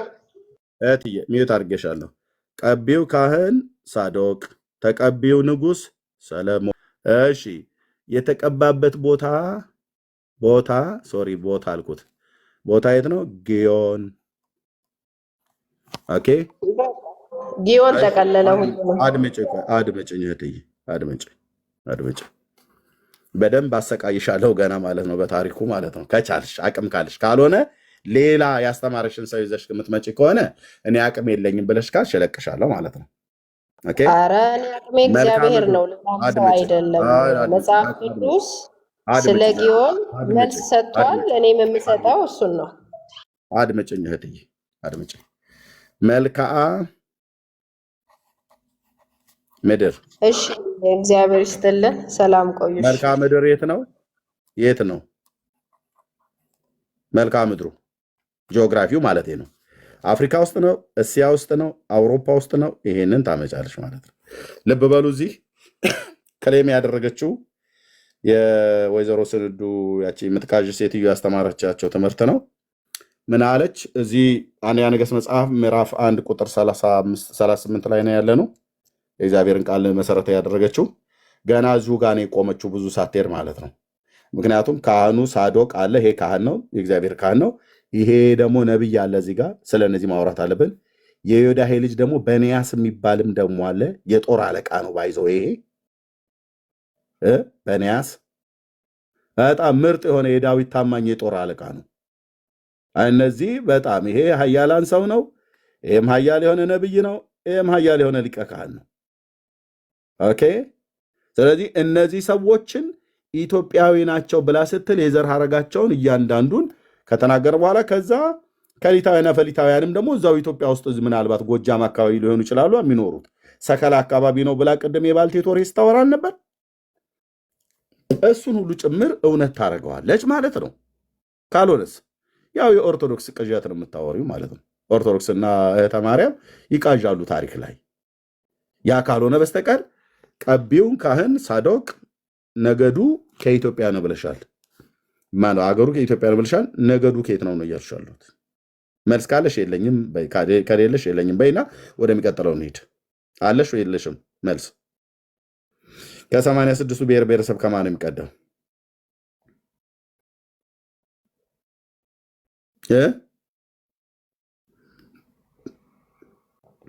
ነይ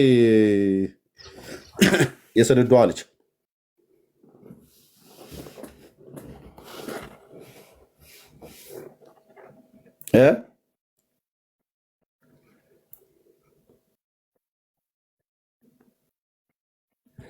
እሺ፣ ሌላ አለ ከእሷ ቤተ እምነት የሆነ ታሪክ አውቃለሁ ነገር ብለህ እዛው ምድጃ ከብህ አውራ። ካሜራ ከፍተህ ግን እንደኔ እስኪ አውራ ስለ እስራኤል።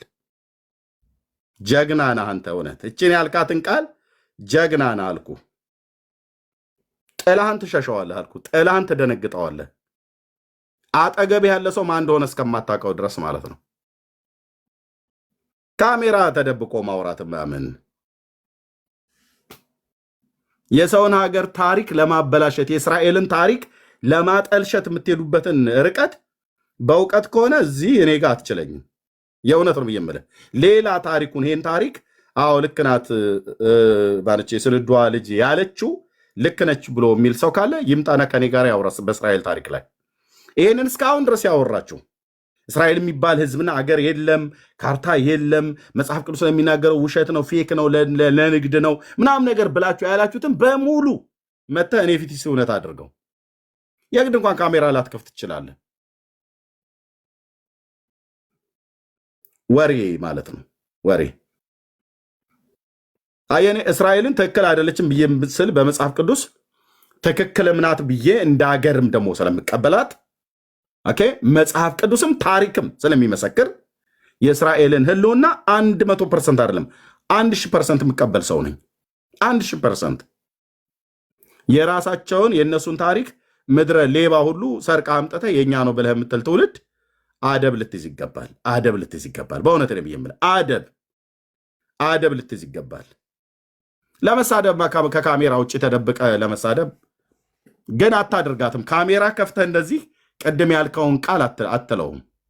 ፊትህን እያሳየህ እንደዚህ ማለት ነው። እኔው ፊቴን አሳይቼ ነው የምናገረው።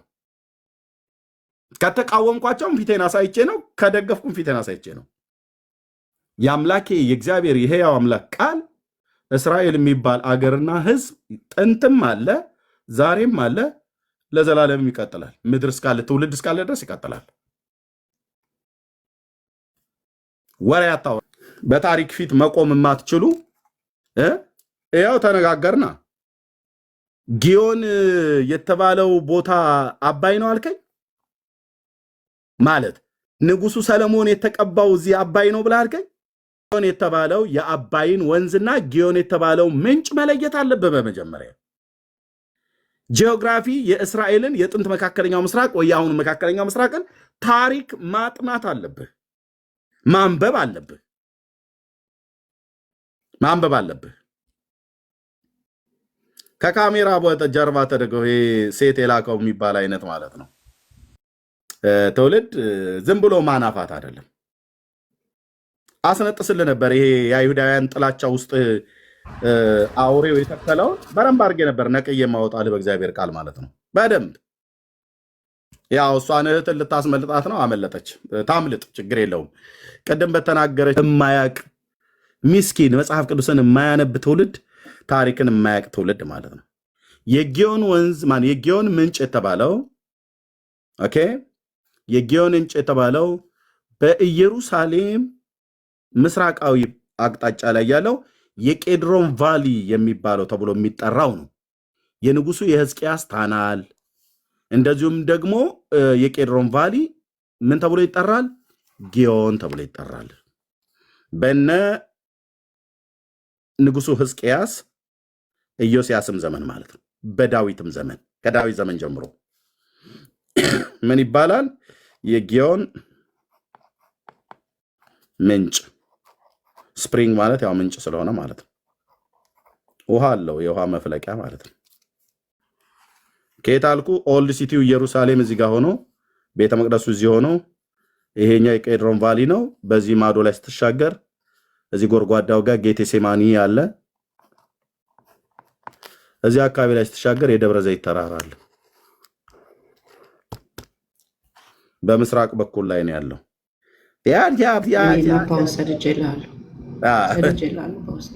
እና እንዲህ አይነት ተረት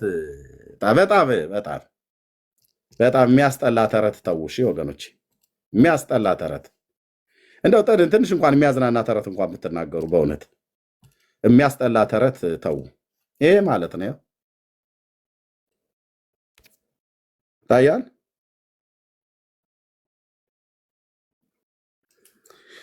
ይሄ ማለት ነው የቄድሮን ቫሊ። ይሄ ማለት ነው ጊዮን ተብሎ የተጠራው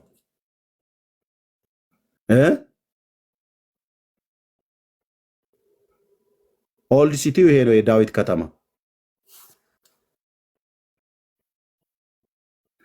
የቀደሙ ዊኪፒዲያ ያስቀመጠው ላይ ማፑን በእንግሊዝኛ ልኬልሃለሁ እኮ ኤርሚ።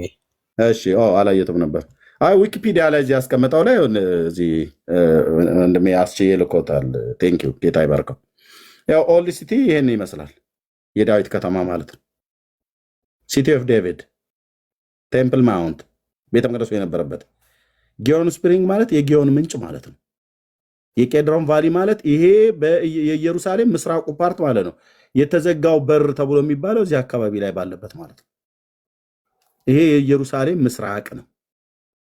በዚህ ማዶ ላይ ደብረ ዘይት ተራራ አለ። ስለዚህ ንጉስ ዳዊት ይህንን ያው ታውቃላችሁ፣ ኦል ማነው ሲቲ ኦፍ ዴቪድ ከኢያቡሳውያን ተዋግቶ የያዘው ኮረብታ ነው ይሄ ቦታ። ኦኬ ዳዊት በንግስናው ዘመን በነበረበት ጊዜ ማለት ነው። የመጀመሪያው የመገናኛይቱን ድንኳን አምጥቶ የተከለው እዚህ ጋር ነው። በዚህ ከተማ ውስጥ ቴምፕል ማውንት እዚህ ያለበት ማለት ነው።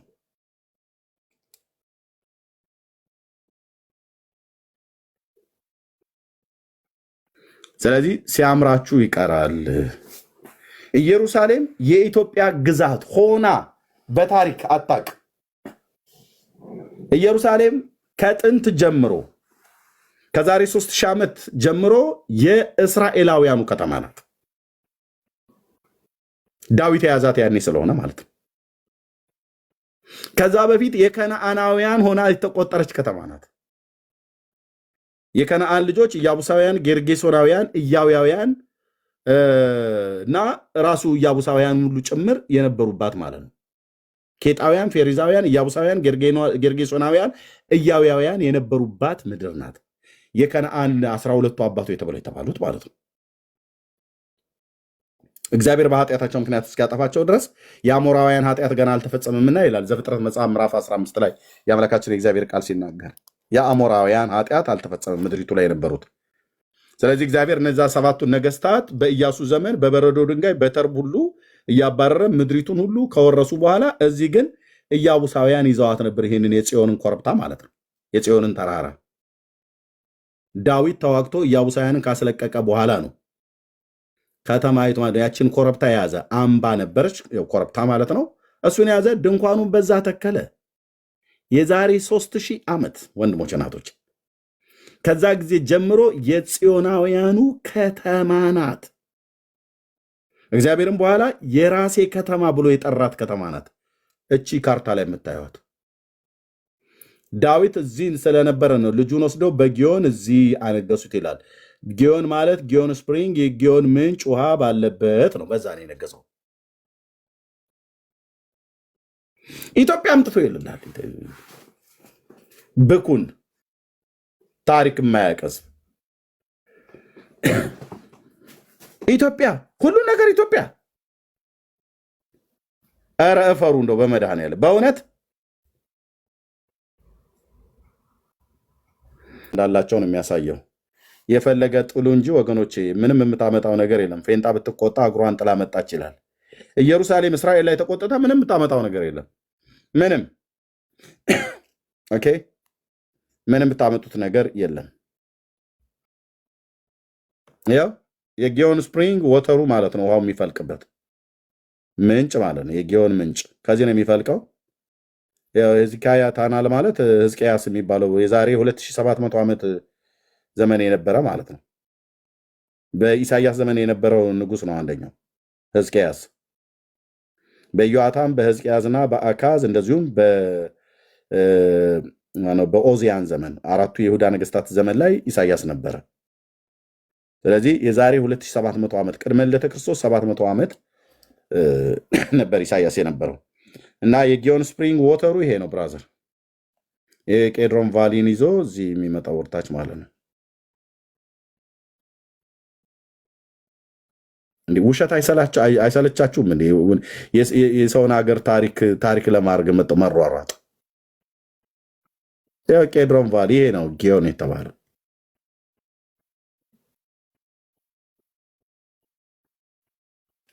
ያ እንደው ቢያንስ እንኳን እንደው አንብቡ በእውነት 21ኛው መቶ ክፍለ ዘመን ላይ ሆነ ዝም ብለህ በቃ ተደናቁረህ ትቀራለህ። እህቶችና ወንድሞች እስኪ በመጀመሪያ አንብቡ እሺ።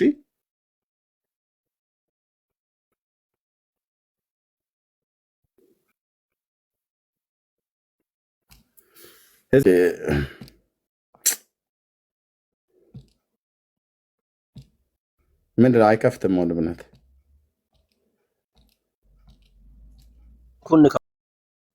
እስራኤል ሀገር ያላችሁ ወንድሞች እናቶች፣ እቺ እህተ ማርያም የምትባለዋ ሴትዮ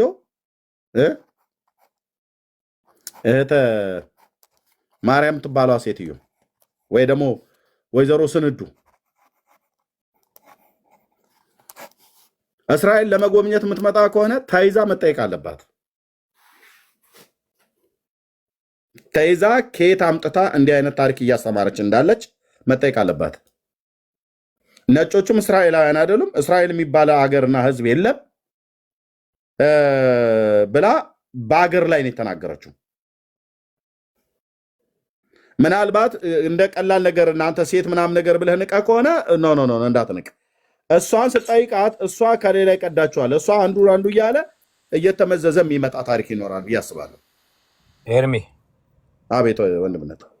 ለሞሳድ እኮ ቢነገረው የኢትዮጵያ መንግስት ሳያውቅ ሄዶ ብድግ አድርጎ ይወስዳታል። እውነቴን ነው የምልህ። መጠየቅ አለባት። በቃ በአጭሩ መጠየቅ አለባት። በደንብ ስትጠየቅ ነው የተናደድኩኝ። ለዛ ነው የተናደድኩኝ። እንደዚህ አይነት ሰዎች ነው እንደዚህ አይነት ትምህርት እያስተማሩ ጥላቻ ነው ያስገቡ። በጣም የተናደድኩኝ ለዛ ነው። ምክንያቱም ሚዲያ ላይ ነው ያወራችው። ስታወራ እንኳን በመረጃ ልታወራ አትችልም። በእውቀት ከሆነ የትኛውም እስራኤላዊ እንኳን መምጣት አይጠበቅበትም። እውነት ለመናገር ይሄው የአብርሃም አምላክ ምስክር ነው። እኔ ያለሁኝ እስራኤልን በተመለከተ እንደ መጽሐፍ ቅዱስ የተነገረውን ታሪክ አዛብቼ እናገራለሁ ብሎ የሚል ሰው ካለ እኔ ኃላፊነት ወስጄ ያን ሰውዬ ላይቭ ላይ በየትኛውም ሰዓት ዲቤት ቢፈልግ እገባለሁ። ማናቸውም ባህሏን፣ ጂኦግራፊዋን፣ ታሪኳን የእስራኤልን አቃለው አሁን ያሉት ውሸቱ ናቸው ብሎ የሚል ሰው ካለ ይምጣና ከኔ ጋር ያውራ። በየትኛውም ሰዓት ደውላችሁ ጠይቁኝ ወይ ደግሞ ቀስቅሱኝ። እንደዚህ ሊያወራ የሚችል ሰው ካለ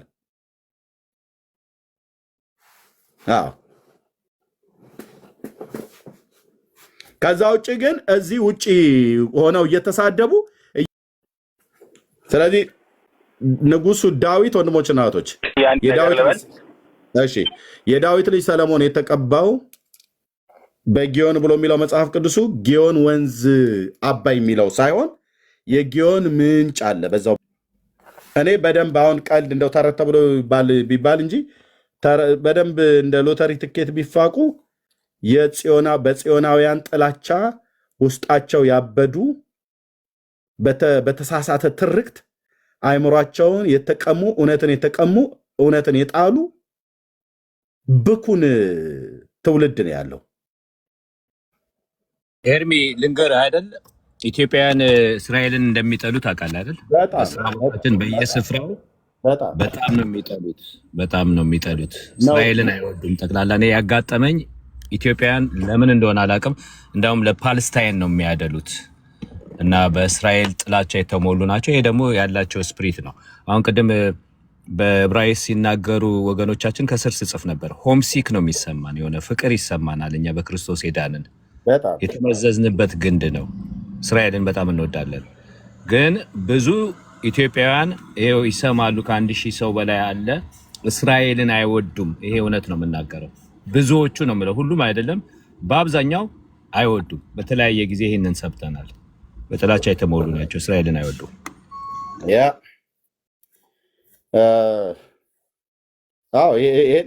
ይሄ ካልሆነ ሌላ ምንም ሊሆን አይችልም።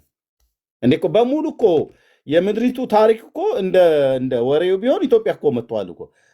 የዳዊት መንግስት ኢትዮጵያ ውስጥ እኮ መጥተዋል እኮ ብለን እኮ የጻፍን ሰዎች እኮ ነን።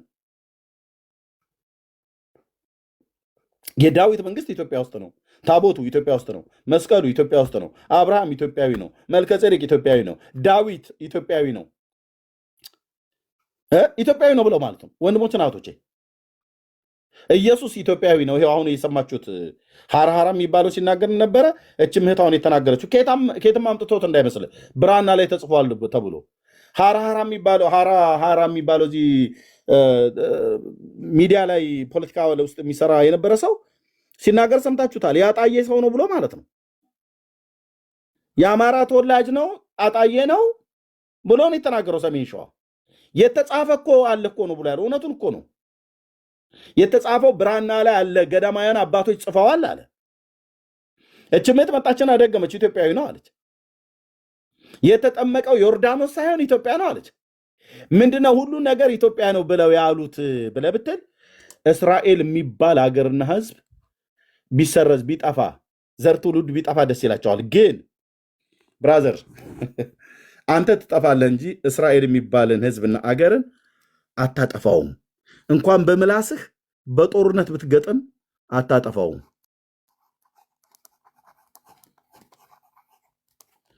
ቁርጥህን እወቅ ብራዘር። የእውነት ነው አስምሬን የምነግርህ፣ አታጠፋውም።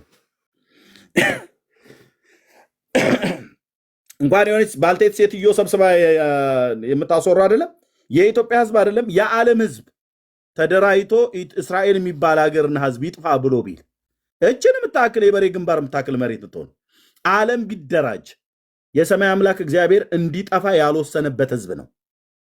ከብዙ ቅሬታ ከብዙ ሺህ ዓመት በፊት ቅሬታውን ወደ ከምድር ዳርቻዎች ሰብስቧቸዋል። የመለኮት እጅ ነው ይሄንን ያደረገው ብራዘር። ከየትኛውም ዓለም እኮ አልኩ ገብተዋል፣ እየገቡም ነው፣ ይገባሉ። ጽዮናውያኑ በኢየሩሳሌም ይሰበሰባሉ። መሲሁ ሊመጣ ዘመኑ ስለቀረበ ማለት ነው።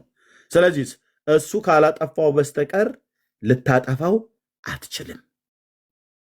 እውነቴን ብዬ የምልህ አጠፋዋለሁ ብለህ ብትል ቀድመህ ትጠፋለህ። ማን ያጠፋል? እራሱ እስራኤል የምትባለዋን ሀገር አስነስቶ እግዚአብሔር ራሱ ያጠፋል። እራሱ እግዚአብሔር ነው የሚያጠፋል። አንቺ መዶሻዬ ነሽ ብሏታል።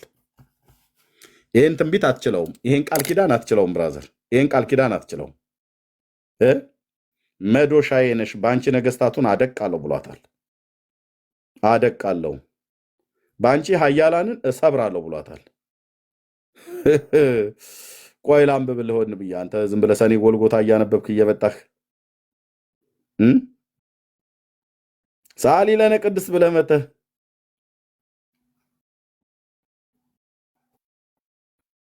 መጽሐፍ ቅዱስ ሳታነብ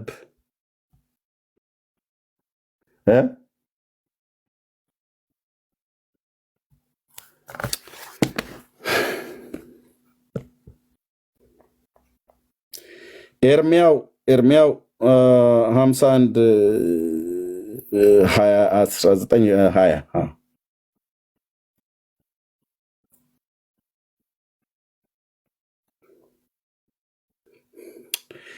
የያዕቆብ እድል ፈንታ እንደነዚህ አይደለም ይላል። እንደ አሕዛብ ማለት ነው። ከላይ እንዳሉት እርሱ የሁሉ ፈጣሪ ነውና እስራኤልም የርስቱ ነገድ ነው። ስሙ የሰራዊት ጌታ እግዚአብሔር ነው። አንቺ ማን ነው ብሎ የሚላት እስራኤልን ይኸውልህ፣ አንቺ መዶሻዬና የጦር መሳሪያዬ ነሽ ማለት የጦር መሳሪያ ማለት የጦር መሳሪያ መውጊያ ማለት ነው። ማለት በደስታ ተክለወልድ መዝገበ ቃላት በየትኛውም ሂድና ፈልግና የጦር መሳሪያዬ ነሽ፣ በአንቺ አሕዛብን እሰባብራለሁ፣ በቃ በአንቺ መንግስታትን አጠፋለሁ። እንዴ ምን ሆነሃል እግዚአብሔር ብለህ ሂድና ጠይቀው። አንተ ሂሳቡን ከሰማይ አምጣ። በአንቺ ፈረስና ፈረሰኛውን እሰባብራለሁ፣ በአንቺ ሰረገላውንና በላዩ የሚቀመጡትን እሰባብራለሁ፣ በአንቺም ወንድና ሴትን እሰባብራለሁ፣ በአንቺ ሽማግሌውና ብላቴናውን እሰባብራለሁ። ኧረ መሰባበር እግዚኦ!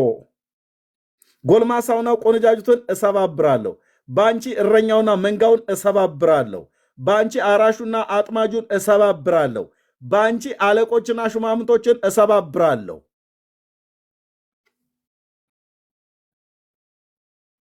ያደቃል ማለት ነው። የያዕቆብ አምላክ ስሙ የሰራዊት ጌታ እግዚአብሔር የተባለ ማለት ነው። ይህ በፊቱ መውደቅ የጀመርክለት ሰው አይሁዳዊ እንደሆነ አትችለውም የተባለውን ቃል ላስታውስ ይገባኛል። እንደ ጌታ አገልጋይ ማለት ነው። ላስታውስ ይገባል፣ ላስታውስሽ ይገባል። እህቴ የማታውቁ ካላችሁ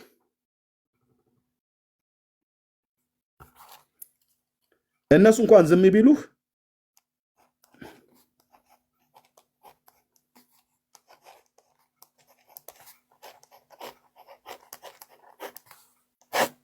አትጠራጠር።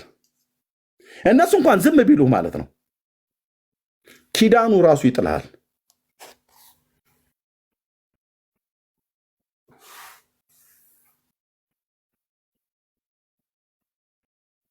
መሳፈጥ አቁም።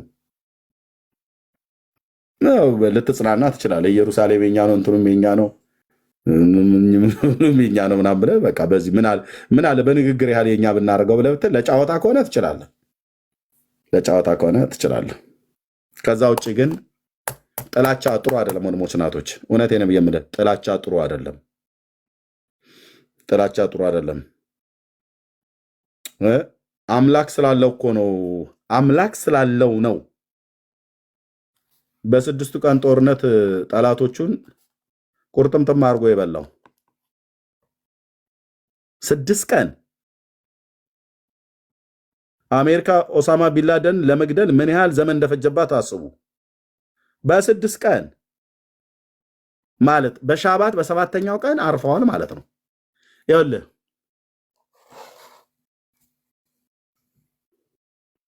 እነሱ እንኳን ይህንን የሚያስተውሉት አይመስለኝም። ካስተዋሉትም ካላስተዋሉትም ኪዳን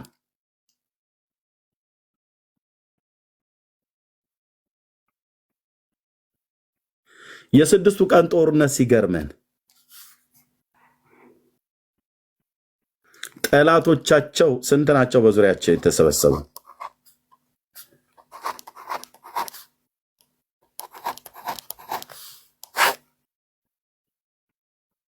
መጥፋቷን የሚሹ ማለት ነው።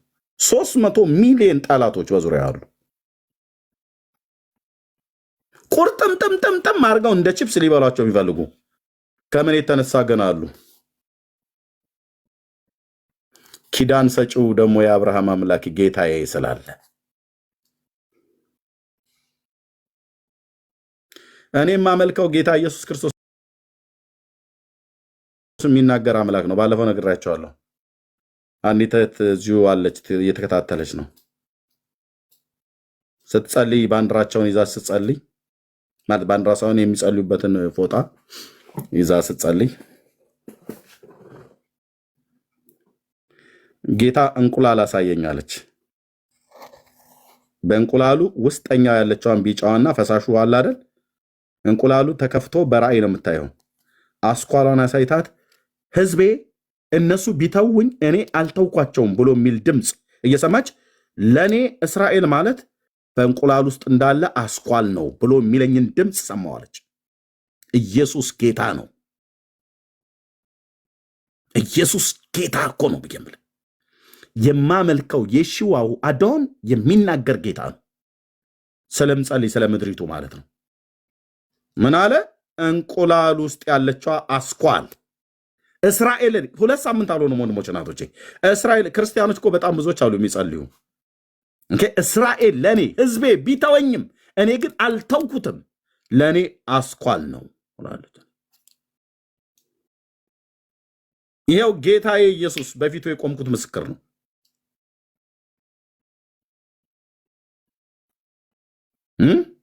እስቲ አጠፋዋለሁ ብለህ የምትል ሰው ይሄድና ተደራጅ አልኩ። የአብርሃም አምላክ ይወርዳል ምድሪቱ ላይ። ምን ሊያረጋቸው? ሊያድናቸው። ምንድነው? ጥጋበኛ አልነበረም። ከነ ጋዳፊ የተሳደበ አልነበረም። ከነ ሳዳም ሁሴን የተሳደበና የተራገመ አልነበረም። ሂሳብን ትሰጣለች ማለት ነው።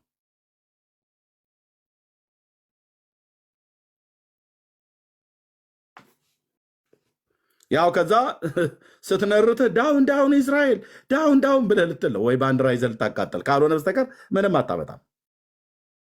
ልብ በሉ ወንድሞች እናቶች፣ በፍጹም አትንካ አልኩ።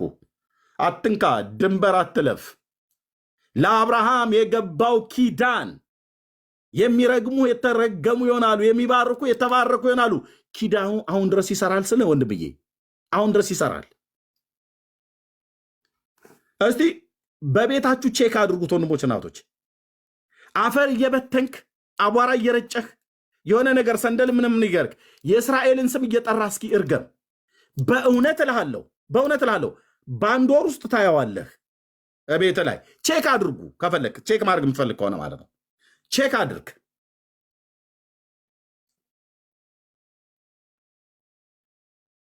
በስም አድራሻህ ይመጡልሃል። ለአንተ ካሜራ ከፍተህ ፊት ለፊት እኔ እንደዚህ እንዳሳየት ማለት ነው። እንደዚህ እያሳየ እስቲ እስራኤልን ተራገም ውጣና ሲንት ዳውን ዳውን የእስራኤል ዳውን ዳውን በል እስኪ።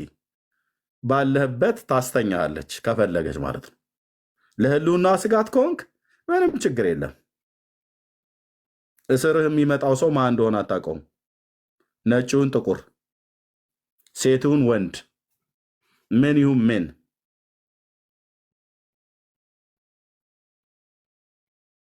እዛ ወደ መቃብር ትልካለች ማለት ነው። እኔ ክርስቲያን ብሎ እስራኤልን የሚጠላ በጣም ነው የሚገርመኝ። እሺ ሌሎቹስ መጽሐፍ ቅዱስን ስላላነበቡ ነው። መጽሐፍ ቅዱስን እያነበብክ አንተ ወንድሞቻቸውና ዘሮቻቸው እኮ ነው የጻፉት ነቢያት፣ ሐዋርያቱስ ቢሆን ኧረ ትልቁስ ጌታችን ኢየሱስ ክርስቶስ ቢሆን አይሁዳዊ ሰው እኮ ነው። አንተዬ ኢየሱስ ጌታዬ ብለህ የምትለው አይሁዳዊ ሰው እኮ ነው በሰውነቱ። ኢዝ ጂውሽ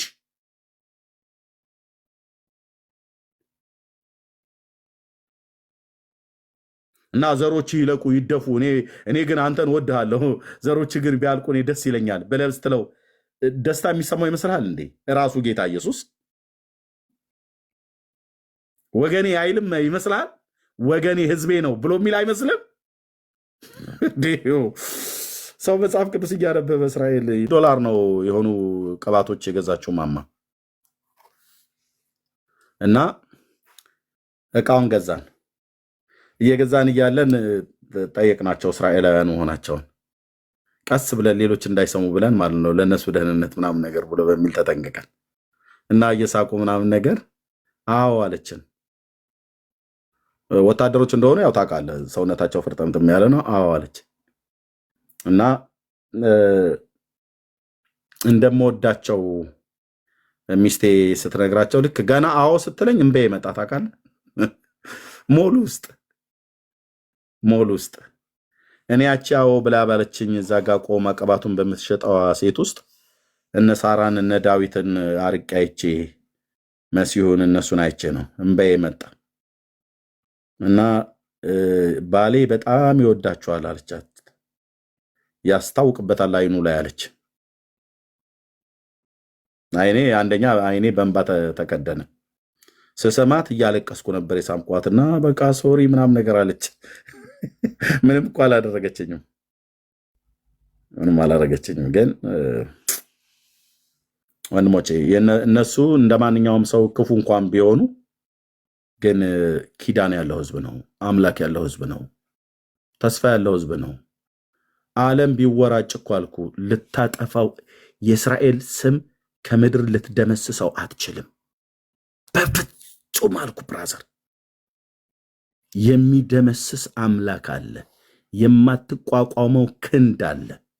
በራሷ ቅድም በኤርሚያው መጽሐፍ ላይ እንዳነበብኩት በራሷ በእስራኤል አስነስቶ ይደመስሳል። ለዚህ ነው የተነሱባትን ሁሉ በግፍ ነው የሚነሱባቸው። ብዙዎቻችሁን እኔ ታዝቤያለሁኝ። የራሱ ክርስቲያን ከብዙዎቻችሁም ጋር ተጨቃጭቀናል፣ ተጣልተናል። የ2014 የጋዛ ጦርነት ሁሉ ጭምር ሳይቀር ቸርች ውስጥ ካሉ ወገኖች እዚህ ባለውበት ምድር እና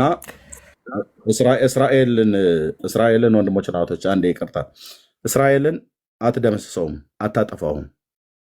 አታጠፋውም። በምንም አይነት መልኩ ማንም አያጠፋው። ይሄንን እስራኤልን አጠፋለሁ ማለት የእስራኤልን አምላክን እሰርዘዋለሁ ማለት ነው። አለ ብለህ ካልክ ሞክር።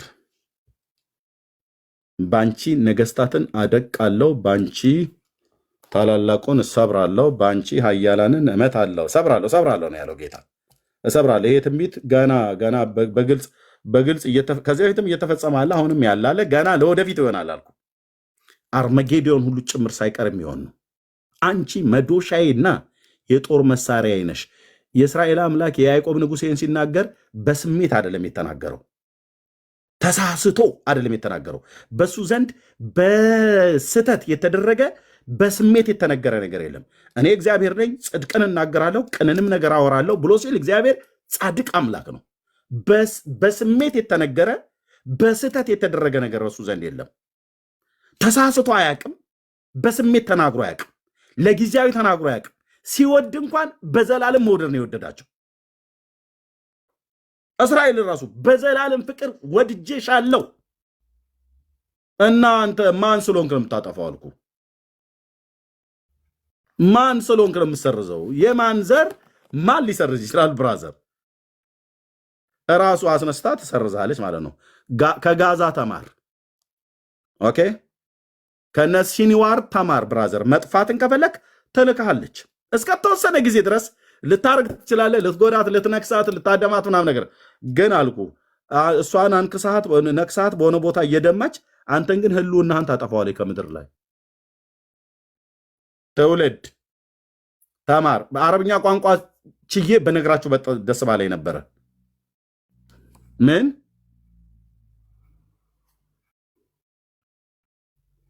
ሸረሪት ብሎ የተሳደበ ነስራላን እዛው ሸረሪቷ እሱ ራሱ በተሳደበበት ዳዊት ጎልያድ ዳዊትን ይላል በአማልክቱ ስም ረገመው ይላል። ታውቃለህ? በዛ በኤላ ሸለቆ ሲገናኙ አየውና ቀይ ብላቴና መልኩ ያማረ ትንሽዬ እኔ ውሻ ነኝ እንዴ በትር ይዘህብኝ የምትመጣው አለ። ልክ ነው ራሱ ብለሃል። ልክ ነው አንተ አልክ እንደሚባለው።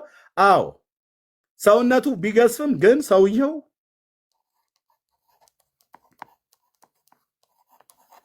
አጭርና ግልጽ ውሻ ነኝ። ውሻ ነህ አላለውም ዳዊት። ውሻ ነኝ ያለው ራሱ ጎልያድ ነው። አዎ ኪዳን የሌለው ድሮም ውሻ ነው።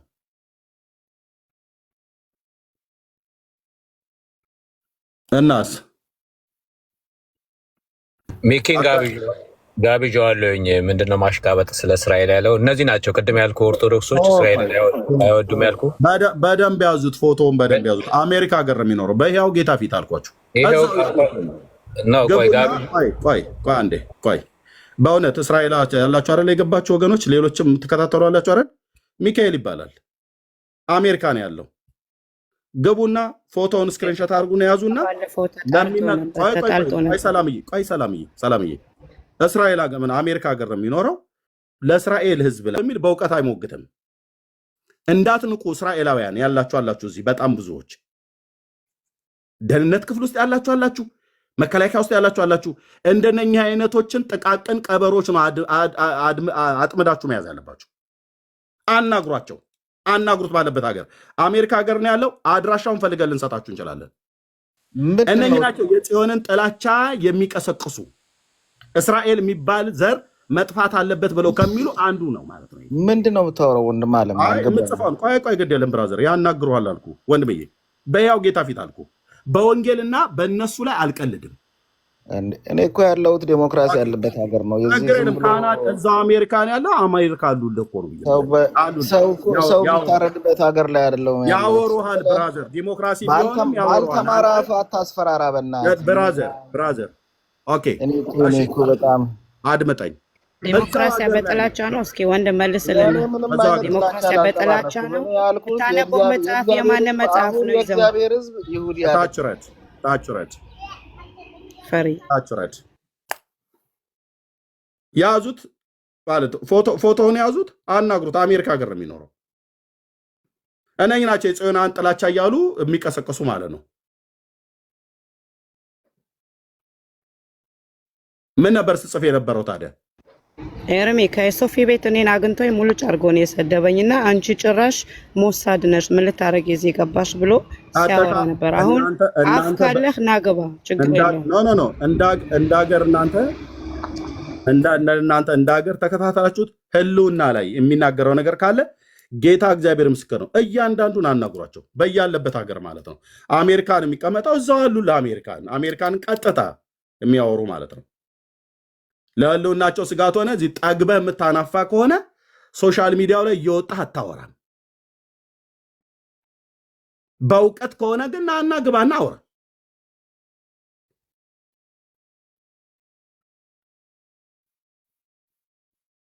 ለምዳችኋል። የታሪክ ሌባ ሁሉ ማለት ነው።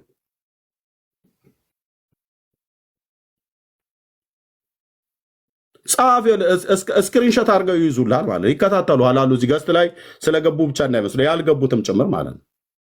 በሰው ህልውና ላይ በሰው ሀገር ላይ አንተ ማን ይሁን በሰው ህዝብ ላይ እነሱ እንዲጠፉ አንተ እንድትኖር የፈቀደልህ ማን ነው? ማናችሁ? እዚህ እስራኤል እንዲጠፋ አንተ እንድትኖር ማን የፈቀደልህ? ማን የወሰነልህ?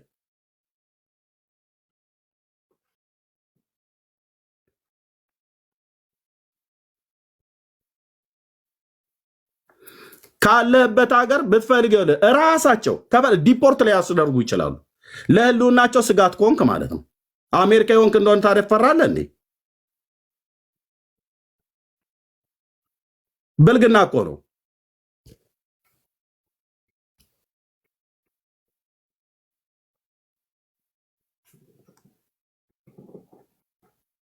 ኤርሚ አንድ ነገር ልናገር። አረ ወንድምነት ትችላለህ በደንብ። ኦኬ አንድ እንትን አሁን ስትናገር ስለ ናስረላ ምናምን የህዝቦላው መሪ ምናምን እግዚአብሔር እንዴት ድል እንደሰጣቸው ቲቢኤን የሰራው አንድ ዶክሜንተሪ ነበረ። ምናልባት ቆይ ፈልጌ እሰጥሃለሁ። በቲቢኤን ትሪኒቲ ብሮድካስቲንግ ኔትወርክ ቴሌቪዥን ምናልባት እናንተ ጋር ይደርስ ይሆናል። ዶክሜንተሪ ሰርቶ ነበር የ6 ቀን ጦርነት እና እዛ ላይ በአብዛኛው ኢንተርቪው ያደረጋቸው እዛ ላይ የቀረቡት በአረብ ወገን የተዋጉ ናቸው። ምናልባት ያያችሁ ትኖሩ ይሆናል። በአረብ ወገን የተዋጉት የዛ ቀን ያዩት ራይ ያዩት ነገር በአየር ላይ ሊትራሊ በቃ ኤንጅልስ ኤብርሃምን ምናምን ዝም ብለው ነበር የምንሮጠው አለ። ልብሳቸውን ወደ ላይ ከፍ አድርገው በቃ እግዚአብሔር ራሱ ነው የተዋጋን ብለው በአረብ ወገን የተዋጉት ለአረብ ወገን ያንን እዛ ዶክመንተሪ ውስጥ ተካቷል። የ6 ቀን ጦርነት ምናልባት አምጥተን እናሰማዋለን። እና እግዚአብሔር የዘላለም ቃል ኪዳን ነው ያለው ከእስራኤል ጋር። ቅድም እንዳልከው ዳዝማተር እስራኤል እግዚአብሔርን አከበረችው፣ በመንገዱ ሄደች አልሄደች፣ እስራኤልን ለዘላለም አልጣላትም። የአሕዛብ ሙላት እስከሚሆን ድረስ አሁን ድንዛዜ ሆኗል። እንደገና እግዚአብሔር ይጎበኛቸዋል። የዘላለም ቃል ኪዳን ነው። የሚጠሉህን እጠላለሁ ማለት የሚባርኩን እባርካለሁ፣ የሚረግሙን እረግማለሁ ብሎ ገና አብርሃምን ጠርቶ ሲያወጣው የገባለት የተስፋ ቃል ይሄ ለዘላለም ነው። በዘመናችን አይተናል። ቅድም እንዳልከው ኢራን ውስጥ ጉድ ነው። ወደ ስንት መቶ አውሮፕላን በቃ ሄደው እኮ ባህላዊ ጨዋታ ነው እኮ በአየሯ ላይ የተጫወቱት። ያ ስትፎክር የነበረች እንትን ለ3 ሰዓት ነው ለ6 ሰዓት ባህላዊ ጨዋታ በአየር ላይ ተጫውተው እንደዛ ጦጣ አድርገዋት ወጡ። ይሄ የእግዚአብሔር እርዳታ ካልሆነ ምንም ነገር አይደለም። ስለዚህ እግዚአብሔር ከነሱ ጋር ነው፣ አልጣላቸውም። ያ ማለት ሁሉም አሁን የሚያደርጉት ነገር እንደግፋለን ማለት ሳይሆን በቃ መርጧቸዋል።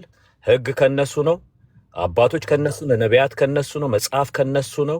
ኦርቶዶክሶች እኛ ሰጠናችሁ ይላሉ እንጂ ኢየሱስ የመጣው ከነሱ ነው። እና የነገር ሁሉ ፍጻሜ የሚሆነው እዛ ነው። 1000 ዓመት የሚነግሰው ኢየሩሳሌም ላይ ነው። እግሮቹ በደብረ ዘይት ተራራ ላይ ነው የሚያርፉት። እና እግዚአብሔር ያቺን ምድር ያንን ህዝብ ለዘላለም አልለቀቀውም። እና ያቺ ታይኒ የሆነች አገር 1000 ዓመት የት ነው የሚነግሰው ነው ያልከው?